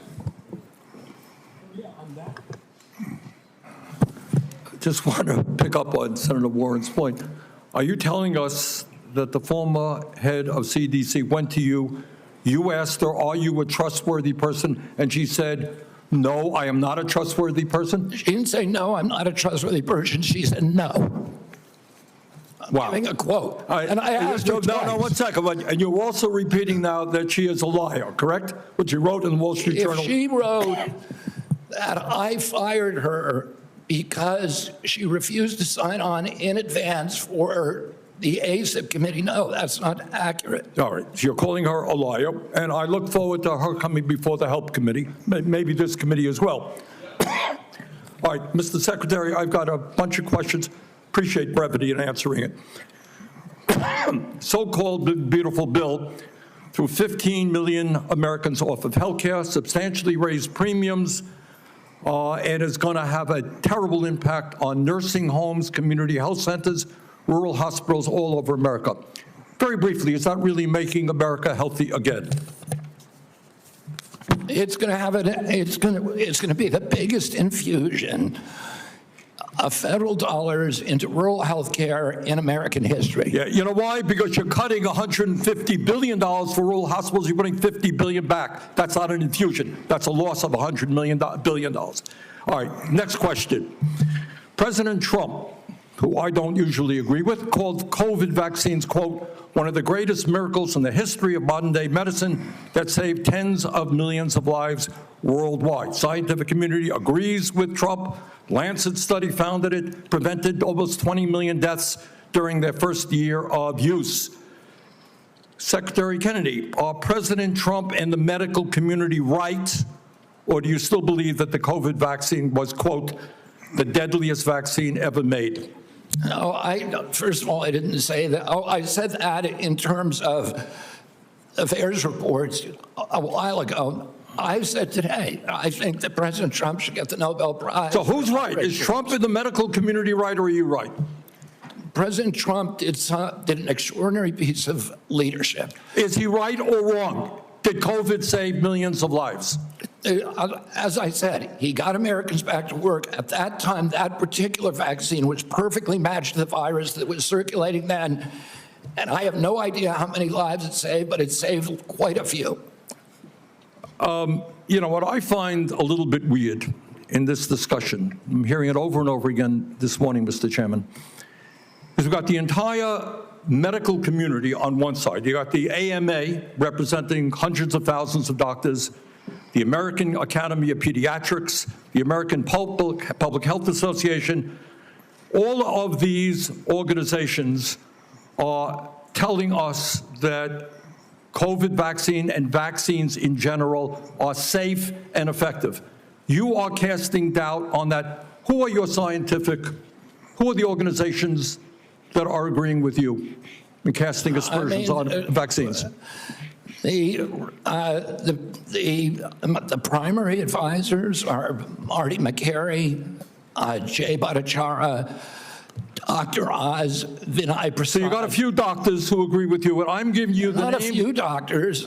What you're talking about is there's a big difference, Senator, between established science and the scientific establishment, which has been co-opted by the pharmaceutical industry. So you're telling the American people that the American Medical Association, representing hundreds of thousands of people, have been co-opted and that they should not trust their doctors. And the American Academy of Pediatrics, and by the way, just for the record, every single Republican, I don't mean to be political here, Mr. Chairman, has received PAC money from the pharmaceutical industry. Are they all corrupt as well? And I'm telling you, the American Heart Association has been co-opted by the food Everybody industry. but you, Senator. But you know what? When you ran for president, you know, we have a corrupt campaign finance system. Maybe you will agree with me on that.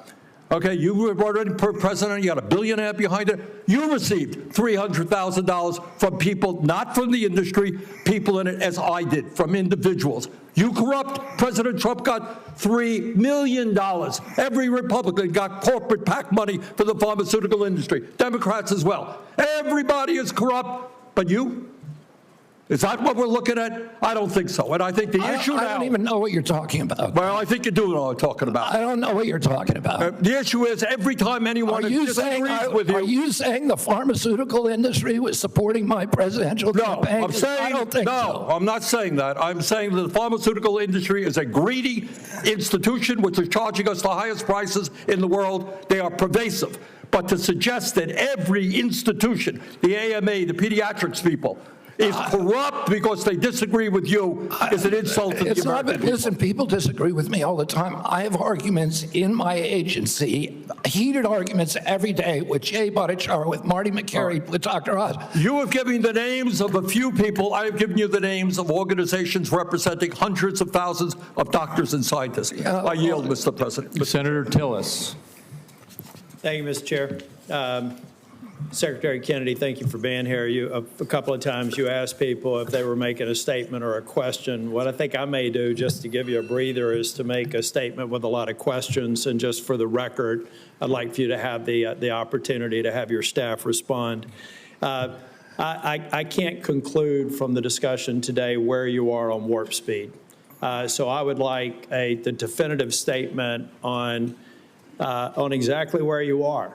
Was it good? Was it bad? Were there things that worked? Were there things that didn't work? I can't discern that from what you said here. I, for one, think that it was a signature accomplishment of President Trump, and the mRNA platform is something. I agree with that. I look forward to you giving us a detailed statement on exactly where you are with warp speed.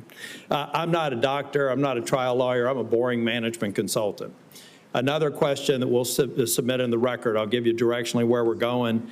I don't see how you go over 4 weeks from a public health expert with unimpeachable scientific credentials, a longtime champion of MAHA values, caring and compassionate and brilliant microbiologist, and 4 weeks later, fire her because at least the public reports say because she refused to fire people that work for her.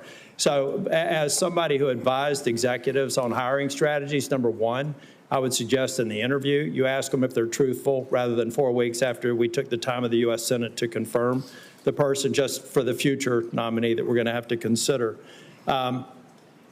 But I do also believe that some of your statements seem to contradict what you said in the prior hearing. You said you're going to empower the scientists at HHS to do their job. I'd just like to see evidence where you've done that, and I'm sure that you will have some. You will do nothing that makes it difficult or discourages people from taking vaccines. There seem to be several reports that would seem to refute that, but I'd rather you just respond to it.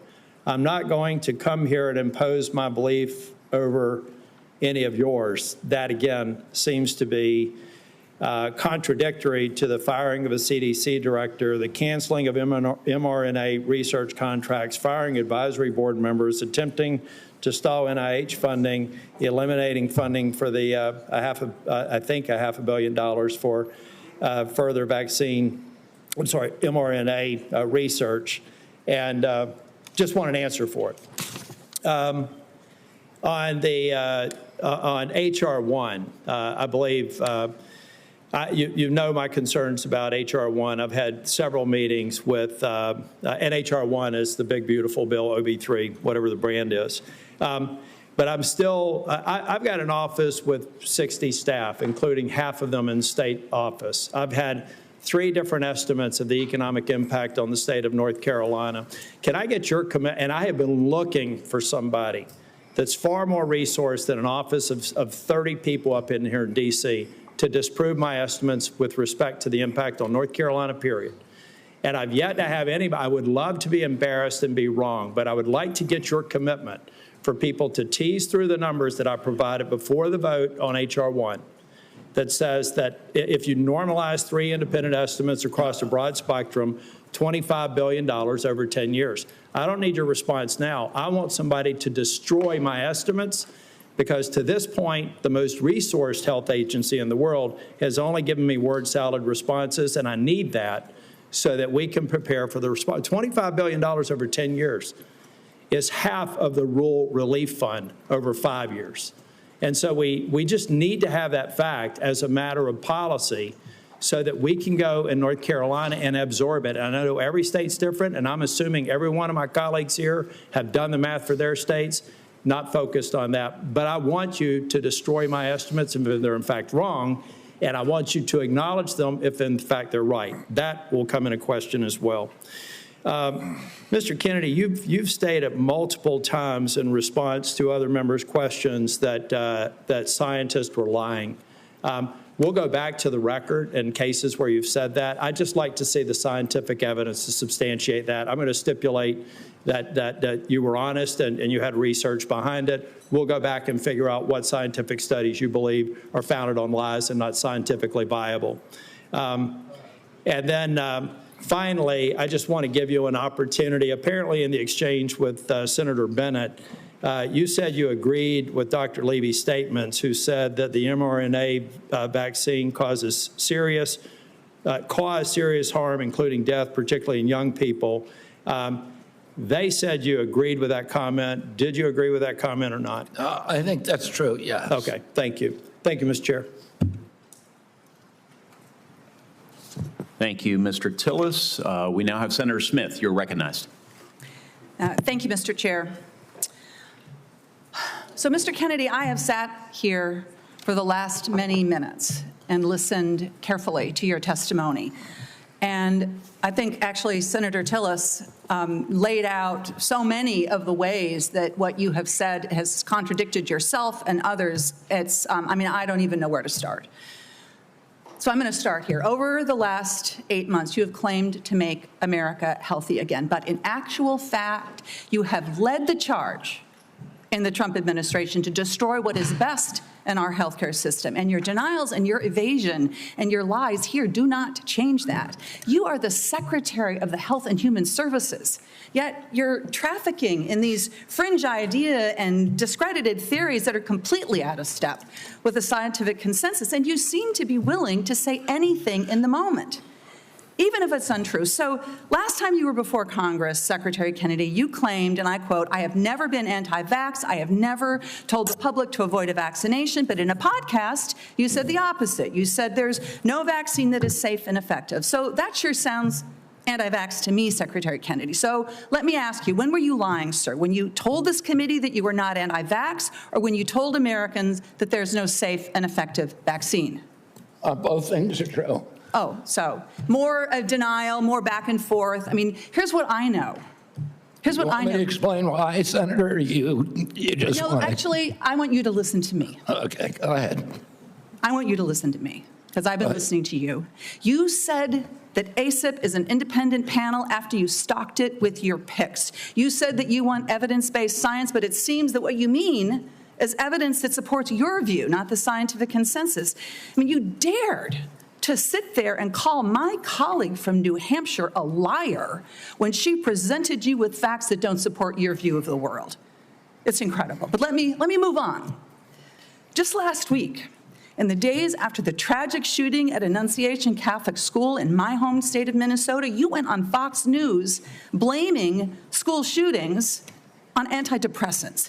You have no evidence of that because you have no evidence of a connection. And you want to talk about... You're just saying something. You're just making stuff up. You know, this is what you say, right? Secretary Kennedy, when someone presents you with information that does not fit... I did not blame that shooting. I have no idea whether... I have no idea, and I never said that. You're making it up. You're twisting. Yeah, you are. Secretary you are being Kennedy, dishonest right now. If you want to talk about mental health and gun violence in this country, if you want to talk about mental health and gun violence in this country, we should be talking about that, because that's what the parents of Annunciation School You don't want to talk. You want to harangue, and you want to you want to have partisan politics.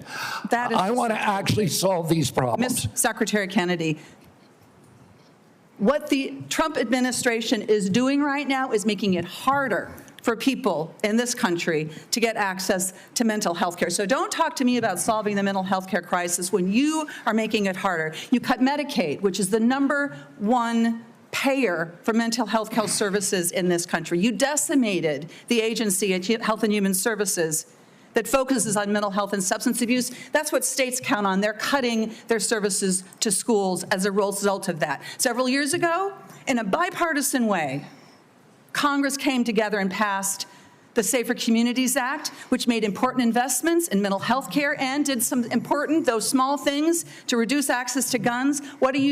You propose cutting that funding. This is what we're talking about in your leadership in the Department of Health and Human Services. If you want radical transparency, as you talk about, I mean, take a look at what you are doing. And, you know, I've heard a lot about MAHA today while we've been here. There's a lot of Americans, Secretary Kennedy, who trust you, who believe what you say, especially when you say you're standing up to corruption. And I think that they need to know, you apparently have a lot of influence with President Trump.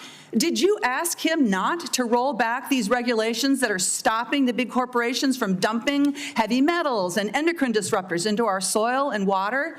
I mean, there's no evidence that you have been even opposing that.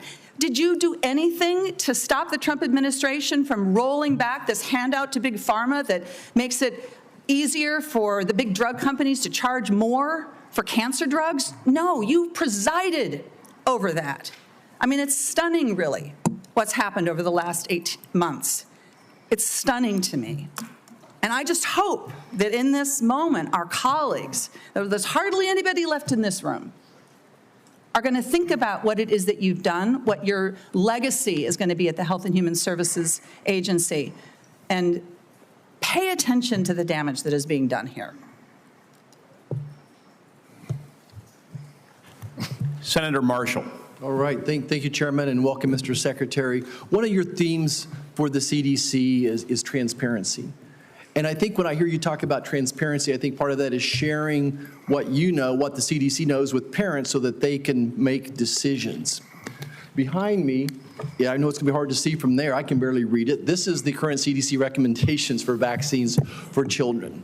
On day number 1, they get their first jab, a hepatitis vaccine. By the time they're 18 months, they've had 18 jabs. By the time they get to be old enough to vote, they have 76 jabs. Now, when I listen, what I hear you say is that, look, vaccines are drugs. We need a measured response and a measured, when do we use this? It's interesting that the United States has put age 65 and older for COVID vaccine. UK has chosen 75 and France 80. Obviously, scientists disagree exactly when that should or shouldn't be. You know, hepatitis B vaccine, it makes no sense to me. I've only delivered 5,000 babies, but we do a hepatitis test on every mom. By the time she delivers that baby, I know her pretty well. And if she doesn't have any risk factors, if she's not an IV drug abuser, if she's in a stable monogamous relationship, nobody at home has hepatitis, I don't know, I don't see the benefit myself in that hepatitis vaccine. Everyone's eligible for it, everyone can get it, and my pediatricians don't always agree with me. And no, I'm not saying if you don't know the hepatitis status of that patient, they shouldn't get it. I'm not saying if this person's had no prenatal care, that puts them at risk for hepatitis. Can you just speak a little bit, when you talk about transparency, and trying to empower and make vaccines available, these should be treated just like a medication? Yeah, I mean, you know, I say I'm not anti-vaccine. Saying I'm anti-vaccine is like saying I'm anti-medicine. Well, I'm pro-medicine, but I understand some medicines harm people. Some of them have risks. Some of them have benefits that outweigh those risks for certain populations, and the same is true with vaccines. And we don't understand the risk profile because vaccines are the only medical intervention, medical device, or pharmaceutical drug that are exempt from pre-licensing safety studies. And so there are 2 hepatitis vaccines, and one of them had a safety study that lasted for 4 days on 143 kids for a product that's going to be given to 76 million kids. Yeah. The risk profile prior to the introduction of the vaccine, the risk of a baby dying from hepatitis B was 1 in 7 million. That means you need to give 7 million hepatitis B vaccines to prevent 1 death if you're going to give 7 million. So, Mr. Secretary, and I guess before the press labels me wrong, I'm not anti-vax either. I think MMR's been a great vaccine. The DPT's been a great vaccine. Polio's been a great vaccine. Smallpox. So there are great, but it's the measured approach that we're after, the transparency. You're trying to empower parents here. What I feel the difference is, sometimes my friends across the aisle feel like there's a one-size-fits-all, that they should be telling parents what to do. And what you and I are fighting for is we want to empower parents to make these decisions. I want to talk about morbidity and mortality of COVID for just a second. It is so true that 2 things can be true, and I don't understand why, just the rabbit hole some of my colleagues are going down. There's a big difference. When I was out there practicing, doing volunteer work, I was so confused myself on the numbers, people dying with COVID versus from COVID. And we still don't have that message, and I think that's what I hear you saying as well. How many people died from COVID versus with COVID is a different answer. The situation today is so different when this monster virus was made in a laboratory in Wuhan, China, and none of us had ever seen this virus, and we had no immunity to it. But today, every American's had COVID a dozen times probably, and we built up immunity. I think that's why that both things are true. It was a miracle. Warp speed was a miracle, what President Trump and his team did, and it saved millions of lives most likely. But it's also true that it probably killed some people. Like most vaccines do, there is a death rate associated. So both things are true. Anything else you want to clear up on the morbidity, mortality of COVID and COVID vaccines? Well, I think you just cleared it up.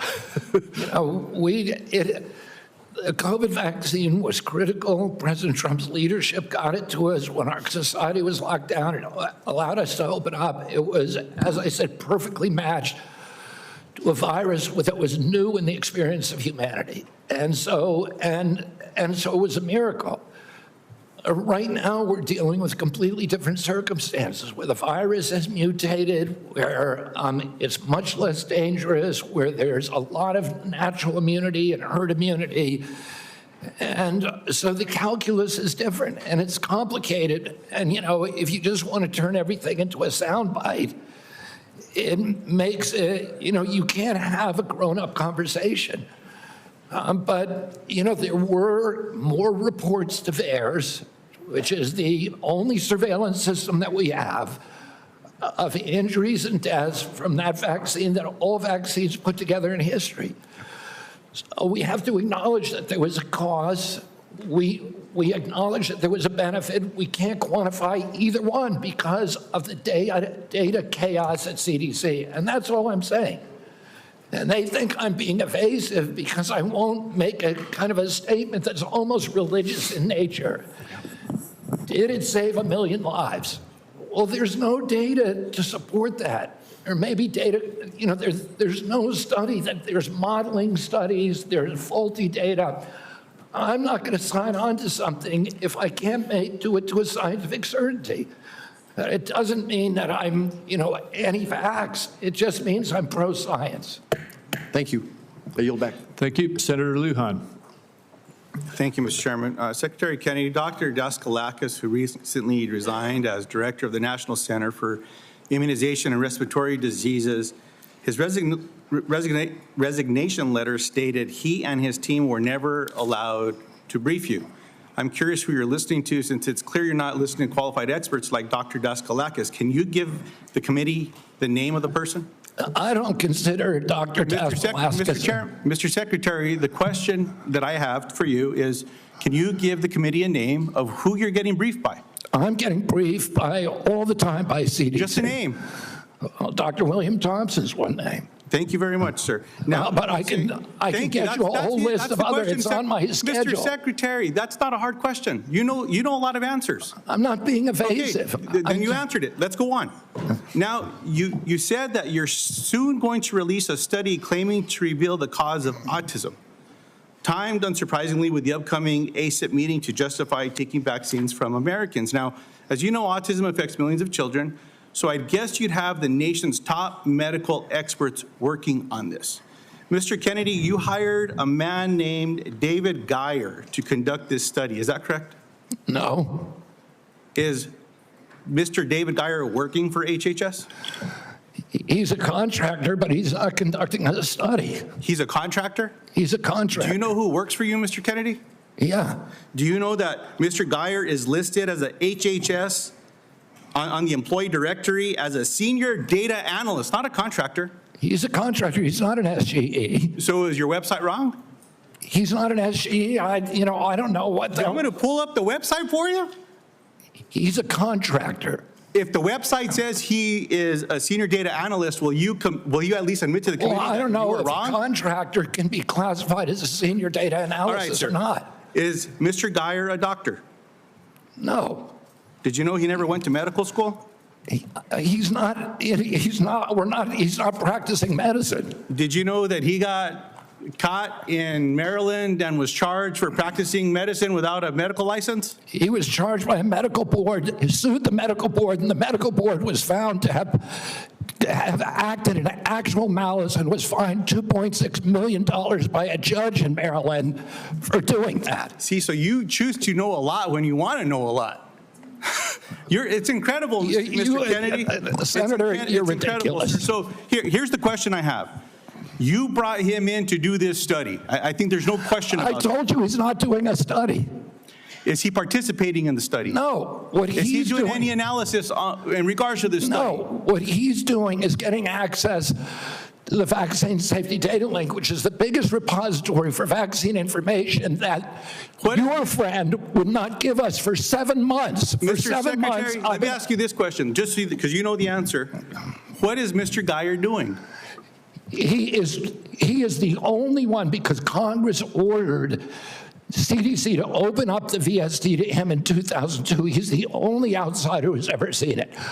So because CDC will not give us, they have Mr. Secretary, is he participating in this then? No, he is. But you just said he's the only dude that knows what's going on here. Do you want me to explain it to you, Senator, or do you just want to show? Do you just want to showboat? I'll submit. You just want to showboat for your ads, or do you want to hear a real answer to your question? Mr. Secretary, you choose to know answers to questions with some colleagues. And I'm willing to give you the answer. I'm willing to give you the answer. Mr. Secretary, someone should have asked you, maybe President Trump should have asked you, are you a trustworthy person? And we should have waited for an answer then. Let's move on. I don't even know what you're talking about. You're talking gibberish. Mr. Secretary, let me speak slowly and clearly so that you can understand me through my New Mexico accent. And then give me a chance to answer. Does this help? Can you understand me?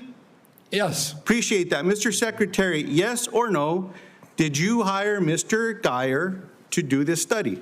No. Mr. Chairman, well, let me ask, maybe we'll just get a good answer here. Mr. Secretary,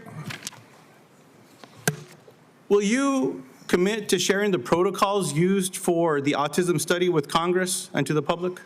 They're public. Will you commit to giving it to this committee by the end of the week? No, not because that's not the way it works. Will you don't even know what you're talking about. Mr. Secretary, will you commit to sharing the protocols for this study by the end of the month? We already have put out. You just said it's public. We put out the notice of funding opportunities, and then the scientists from all over the world. You're not understanding me. Let me speak clearly again. No, you're not understanding how the world works. Do you understand what the protocols are? Do you understand what they are? The scientists who are doing the studies submit the protocol. Okay, so you know what they are. That's not coming from us. So will you commit to sharing those protocols with this committee? Well, anybody can get a hold of the protocol. It's published with the study. Mr. Chairman, what I'd like to ask is for your commitment here. I'll send a letter to the Secretary. I'll ask for support from the leadership of this committee to ask for those protocols. Good. If those protocols are not given to this committee, anybody can get the protocols. Mr. Secretary, I'm not talking to you. Mr. Chairman, if the protocols are public, we can work with you to What I'm asking, Mr. Chairman, is that if those protocols are not given to this committee, I'm asking for your agreement that we follow through with a subpoena to get them. No, I will not agree to subpoena anything. Let's see what happens. Mr. Chairman, you'll help me get them if they're available publicly? Yes. I appreciate that, Mr. Chairman. Mr. Kennedy, with all the questions here today, people just want to know the truth.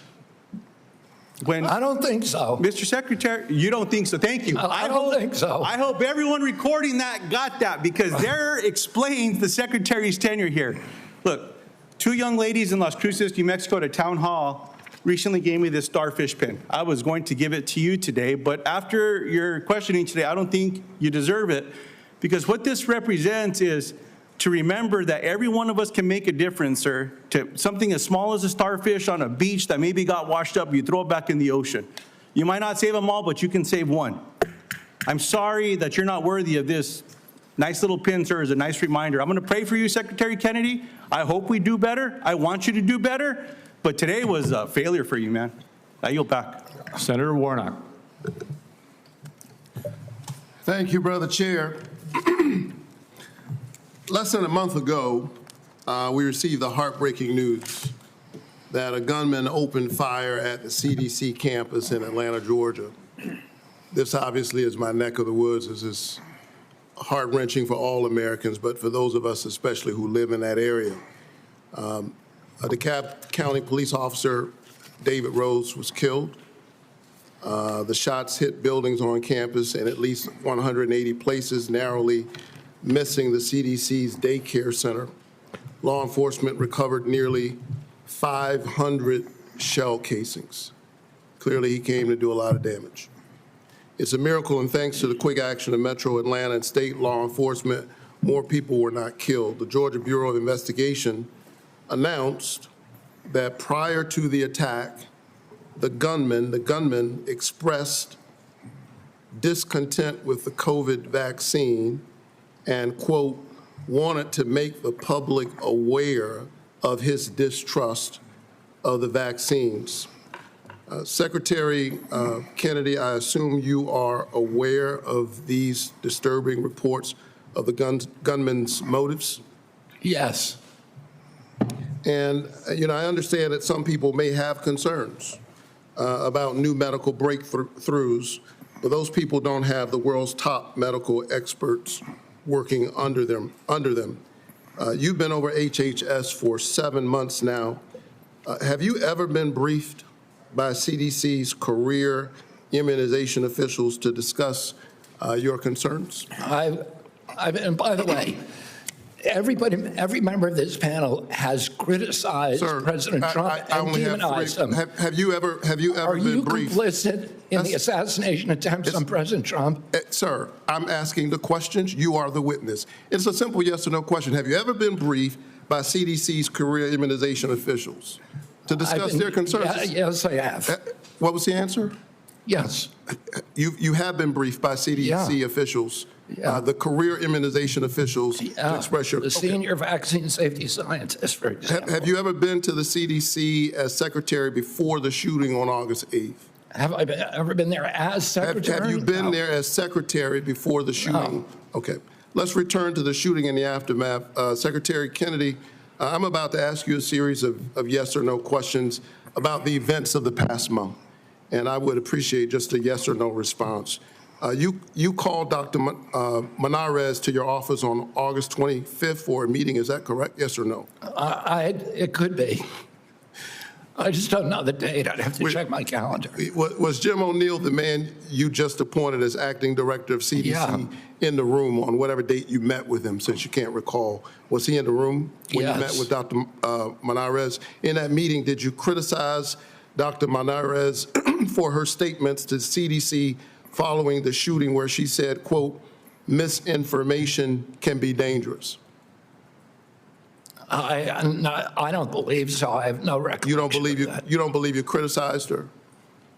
Oh, I criticized her. Did you criticize her? Did you criticize her? I don't even. Did you criticize her for her statements to CDC workers following the shooting? Did I what? Did you demand that she fire career scientists or public experts at the CDC? Yes. Did you demand that she accept the recommendations of your hand-picked vaccine advisory panel without further review by career CDC scientists? No, I did not. You didn't ask for her commitment ahead of time that she would accept the recommendations from the advisory panel? You're denying that? What I asked her about is she had made a statement that she was going to not sign on, and I wanted clarification about that. Did you tell her to accept the advisory panel's recommendations? I told her I didn't want her to have a rule that she's not going to sign on to it. Did you say that the CDC was, quote, the most corrupt federal agency in the history of the world? Not the history of the world, but definitely within HHS. Did you say that? I did not say that, but I did say it's the most corrupt agency at HHS, and maybe the government. So you called the CDC corrupt. Did you say that CDC staff are, quote, horrible people? Horrible people? Did you say that they're killing children and they don't care? No. Okay, I think that we all have a history of listening to you and these answers. But you're on the record for a number of these statements. Despite your lack of credentials and expertise, clearly you have an agenda It is a threat to the public health of the American people. It's clear that you are carrying out your extremist beliefs, which is why you attempted to fire Dr. Senator, we're the Menarez. sickest people in the world. We're the sickest people on earth. I'm speaking. How am I a threat? Secretary Kennedy, for the first time, we're seeing deaths from children from measles. We haven't seen that in 2 decades. We're seeing that under your watch. You are a hazard to the health of the American people. Can I respond to that, Senator? No, I claim back my time. We need to wrap You are up. a hazard to the health of the American people. I think that you ought to resign. And if you don't resign, the President of the United States, who put forward Operation Warp Speed, which worked, should fire you. Thank you so much. Senator Welch. Mr. Chairman, thank you. I want to sum up, and I want to make 3 points. First, we have a health care affordability crisis in this country. And second, Secretary Kennedy's policies is making that affordability crisis worse, not better. And third, Mr. Chairman, the United States Senate is not doing its job. Health care. Citizens of the United States, our employers, our taxpayers, and our families pay the most and get the least. That has been persistent and chronic, and it's not being addressed, it's being aggravated. Let me be specific. In Vermont, a family of 4 that makes $82,000 in income with premium support on Obamacare now pays $6,970 for their health care premium. That is going to increase $23,000 to $30,000. That is unaffordable, it's shocking, and it's cruel. The big beautiful bill that we're talking about, Vermonters are going to lose 45,000 families, lose health care. That is going to be a hammer blow to our hospitals, because those folks who lose health care don't get a guarantee they won't get sick, and they're going to show up at our community hospitals. Our community hospitals are going to treat them, and they aren't going to be compensated. And it's why Vermont community hospitals are on a financial thin ice, and that's true that about 338 hospitals around our country are in danger of closing. Second, Mr. Chairman, I believe the Secretary made assurances to this committee, and he has not kept the promises he made. Prices have not come down, they've gone up. He assured Senator Cassidy that he would not change the standards for vaccine review. Yet since his confirmation, all 17 members of the Vaccine Advisory Board have been fired by him. He has limited the use of COVID-19 vaccine. And he has inexplicably canceled $500 million in vaccine research and funding. So, I'm not surprised. Stephen Miller credited you with being the crown jewel of the cabinet. And my observation about the crown jewel of the cabinet and the policies of folks who get rewarded are the ones who fire those in service that speak truth to power. Susan Menarez, we've gone over that, fired because she refused to fire herself, staff without cause, and refused to rubber stamp changes to the vaccine schedule without data. The head of the Bureau of Labor Statistics was fired because she gave a report with honest numbers about the job report. CIA Russia expert who'd been there for 30 years, fired after the meeting with Putin. So, Mr. President, that is serious and worrisome. But I want to finally end by challenging us in the United States Senate to do our job. We have a constitutional responsibility to be a check and balance. And the fear of our founders was that there would be a concentration of power in one branch, and that would lead to catastrophic consequences for our country. And what has Congress done? On oversight and advice and consent, we have confirmed a vaccine denier. On tariffs, we've given up our constitutional responsibility. on appropriations. We're bending the knee to an administration that is rescinding and decided what to spend and what not to spend, despite what our law in a bipartisan way was passed. We cannot cede power, and there are consequences. A crumbling healthcare system, a deficit exploding, and our allies losing faith in us. You know, Mr. Secretary,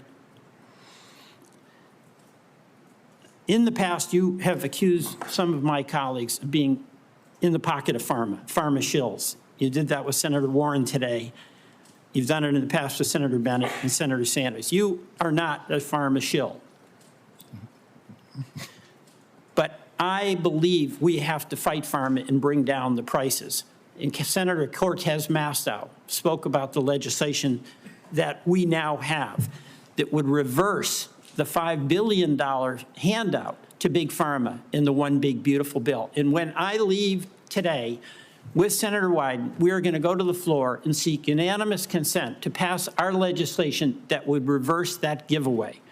And I ask you to put your policy in your body where your mouth is, and join us in supporting that bill to restore price negotiation power so those pharma prices can come down from being the highest in the world to something within range of reason. Mr. Chairman, I yield back. Thank you very much. Senator Young. Welcome to the committee, Mr. Secretary. It's my intention not to raise my voice and to give you an opportunity to respond to an inquiry. I'm going to begin with long COVID. It shouldn't be a surprise to you. During each of our meetings, we've discussed my interest in making sure our government does its part to address this challenge, which afflicts, by most recent estimates, over 20 million Americans. They have been diagnosed. There are a number of others we know that go undiagnosed. Over 400 million people worldwide suffer from this at a cost of $1 trillion a year, which is roughly 1% of global GDP. This, we know, has had impacts on participation in the workforce, therefore our own GDP. So it's serious on a number of fronts. It's my hope we can come up with some therapeutics for this condition. One of the real barriers to that is seeing that we are able to launch more clinical trials. I want to get your update on how the clinical trials are going, what plans you might have in the works to increase the number of clinical trials as it pertains to long COVID. Yeah, Senator, there was a project funded, a long COVID project at NIH. There was a huge amount of money spent on it. It yielded nothing. I agree with that. Right, and I think you know that we are doing now a different approach. We're launching a long COVID consortium. We're bringing together the best doctors in the country who have developed reputations for being able to treat long COVID. And one of them is a doctor that actually... Dr. Bruce Patterson. Yeah, Bruce Patterson, and then Dr. Jordan Vaughn, also from Florida. There's a number of them who are doing spectacular things where patients are reporting extraordinary progress. We want to get them all involved and all in one room. We want to identify the protocols that are working. This is something that did not happen during COVID. It was all ivory tower science, and the doctors who are on the ground were ignored. The same thing happened during the HIV crisis. Yes. And we're trying to do something different, which so is my time's really limited. You mentioned ivory tower. And so that's a segue into a statistic that I've become familiar with over the years. It takes roughly 18 years for proven interventions, pharmacological or other types of medical interventions, to make their way out into the field. If we assume, I think a conservative estimate, 12 to 15 years until we have any really acceptable therapeutics for a long COVID, that's a cheerful estimate. Plus the 18 years until it finds its way into clinical practice, people roughly my age will pass. Actuarially speaking, they will pass before there's any acceptable therapeutics. So we need to accelerate our current activities Can you give me a couple of things you're going to do to ensure that we accelerate our development of therapeutics? I mean, the best solution is the same kind of solutions that we should have been pursuing during COVID, which is off-the-shelf approved drugs for that are there already. Yes. So you don't And have it to was go recently through reported that all the major pharma companies, I'm sorry if there's one good student exception, are serving as barriers to clinical trials. That is, how can they repurpose? It is bizarre that that's happening. Okay, you're the Secretary of HHS. Will you be cracking down on this lack of cooperation? Yes. Thank you. Yes. Thank you so much. Will you also be exploring research partnerships with other countries, seeing as I've established this is a global challenge? Yes. Okay. And that's what we should have done during HIV. It's what we should have done during COVID. Yes. Will you also be exploring whether ARPA-H, which has different research protocols than NIH, NIH is very good at what they do, but it takes them a really long time to prove things because of their rigorous process. ARPA is more practical, right? And so one could imagine ARPA-H tackling this challenge. Will you be encouraging We're absolutely open to that, Senator. Okay. Will you be working with me and other members of the committee on your aggressive strategy as it continues Yeah, to and be looking for good articulated? ideas everywhere. Okay, the last thing I'd like to briefly touch on with the chairman's indulgence is just recognizing the president's leadership as it relates to the appropriate use of civil commitment to deal with homelessness challenges, mental health challenges, et cetera. He's taking a look at these practices. This can be a difficult conversation for so many of us, but I think it is worth considering whether government can play a more assertive role in helping people off the streets who have serious mental illness get off the streets, receive the sort of treatment they really need to be healthy. Can you provide some very brief thoughts on this topic, and maybe then I could follow up with a phone call? On the topic of civil commitment. Yeah. We can follow up, Mr. It's mainly Secretary. happening in the States, so I want to hear your ideas on it if there's something that you think. Yeah, I think the president said, you know, we ought to take a look at it. If there's somebody in 20-degree below zero temperatures consistently in Washington, D.C., and they're believed to perhaps have mental health challenges, might we consider how to offer them care in a controlled setting rather than allowing them to freeze to death? Might that be humane as we reconsider our application of our laws? Follow up on that with you. All right. And Mr. Secretary, you've been here just like a minute or so under 3 hours. We appreciate that. We're not quite done yet. Senator Wyden has asked for one more round, so I said he, as the ranking member, should have the right to have one more round of 5 minutes for himself. And so, Senator Wyden, why don't you go ahead? Mr. Secretary, we'll keep this brief. I want to ask about mifepristone. I was the first member of Congress to hold a hearing on this drug, which now has served more than 7.5 million women. And of course, it is used for reproductive health and medication abortion. It has been documented again and again as safe, and people say safer than Tylenol. And the reason that I'm asking the question is that I'm getting reports that you've said you're going to conduct a complete review of mifepristone's safety, and what we're hearing is it's not based on new clinical trials or data from the scientific community, but on one reviewed paper that's not a peer-reviewed paper by a political organization and Project 2025 sponsor whose stated mission is to advance an anti-abortion agenda. So what I'd like to hear today is for you to say that you'll commit that your best scientists, without bias, will be permitted to conduct this entirely unnecessary safety review. I don't see any evidence for it. You've called for it. but what I'd like to do is make sure that it's done right, and I'm very troubled by what I've heard about it. Your thoughts? You have my commitment. Okay. That'll Yeah. be good science and good scientists. Okay. We'll get back to you to talk about specifically how that's going to play out, but I appreciate that. Okay, one last point for you, Mr. Chairman. I'm going to ask unanimous consent to enter into the record declaration by these kids, some of them very young, who in the middle of the night, we were told by whistleblowers, are being whisked away and the like.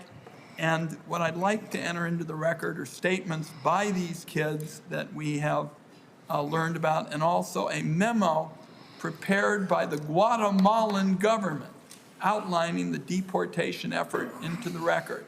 We've been able to obtain that, and I think it's an important part of the debate. And with that, I beat my time of 5 minutes. All right, without objection. Thank you very much, Senator Wyden. And we are now at the point where I'll just make a couple of very brief personal closing remarks, and then I've decided, Mr. Secretary, I said at the outset of this hearing it was going to be some partisan battling going on. That is something that is very obvious to anybody who's paid any attention to what's happened in the last 3 hours. There were several times that you were cut off, or I had to cut you off because we needed to keep moving along. And I'm not suggesting that you need to or should, but if there's anything that you felt you didn't have a chance to say, if you could briefly say it now, or if you would like, you'll have the opportunity to submit written responses to questions, which I'm going to reference in a minute, and you could make any further statements that you would like to make at that point. But I think I'll have mercy on everybody here and let us adjourn. All right. Wise choice. Let me just say now that senators will be allowed to submit questions to you for the record by next Thursday, September 11th, by 5 p.m. And I just want to say, Mr. Secretary, during former Secretary Becerra's tenure, responses to these kinds of questions for the record were not delivered in a timely manner. And the example I'm going to give you is that on March 22, 2023, he got questions. He answered in February 22, 2024, 11 months later. A year seems excessive. And I'm going to ask you and your team to not follow the precedent set by Secretary Becerra, and instead to respond as promptly as you can to the questions for the record that you receive. I asked that of every single nominee, and you may or may not recall, you've probably already told me you would do that in your nomination hearing. But with that, once again, to my colleagues, the deadline for submitting these questions for the record is September 11th at 5 p.m. And hearing nothing further, this hearing is adjourned.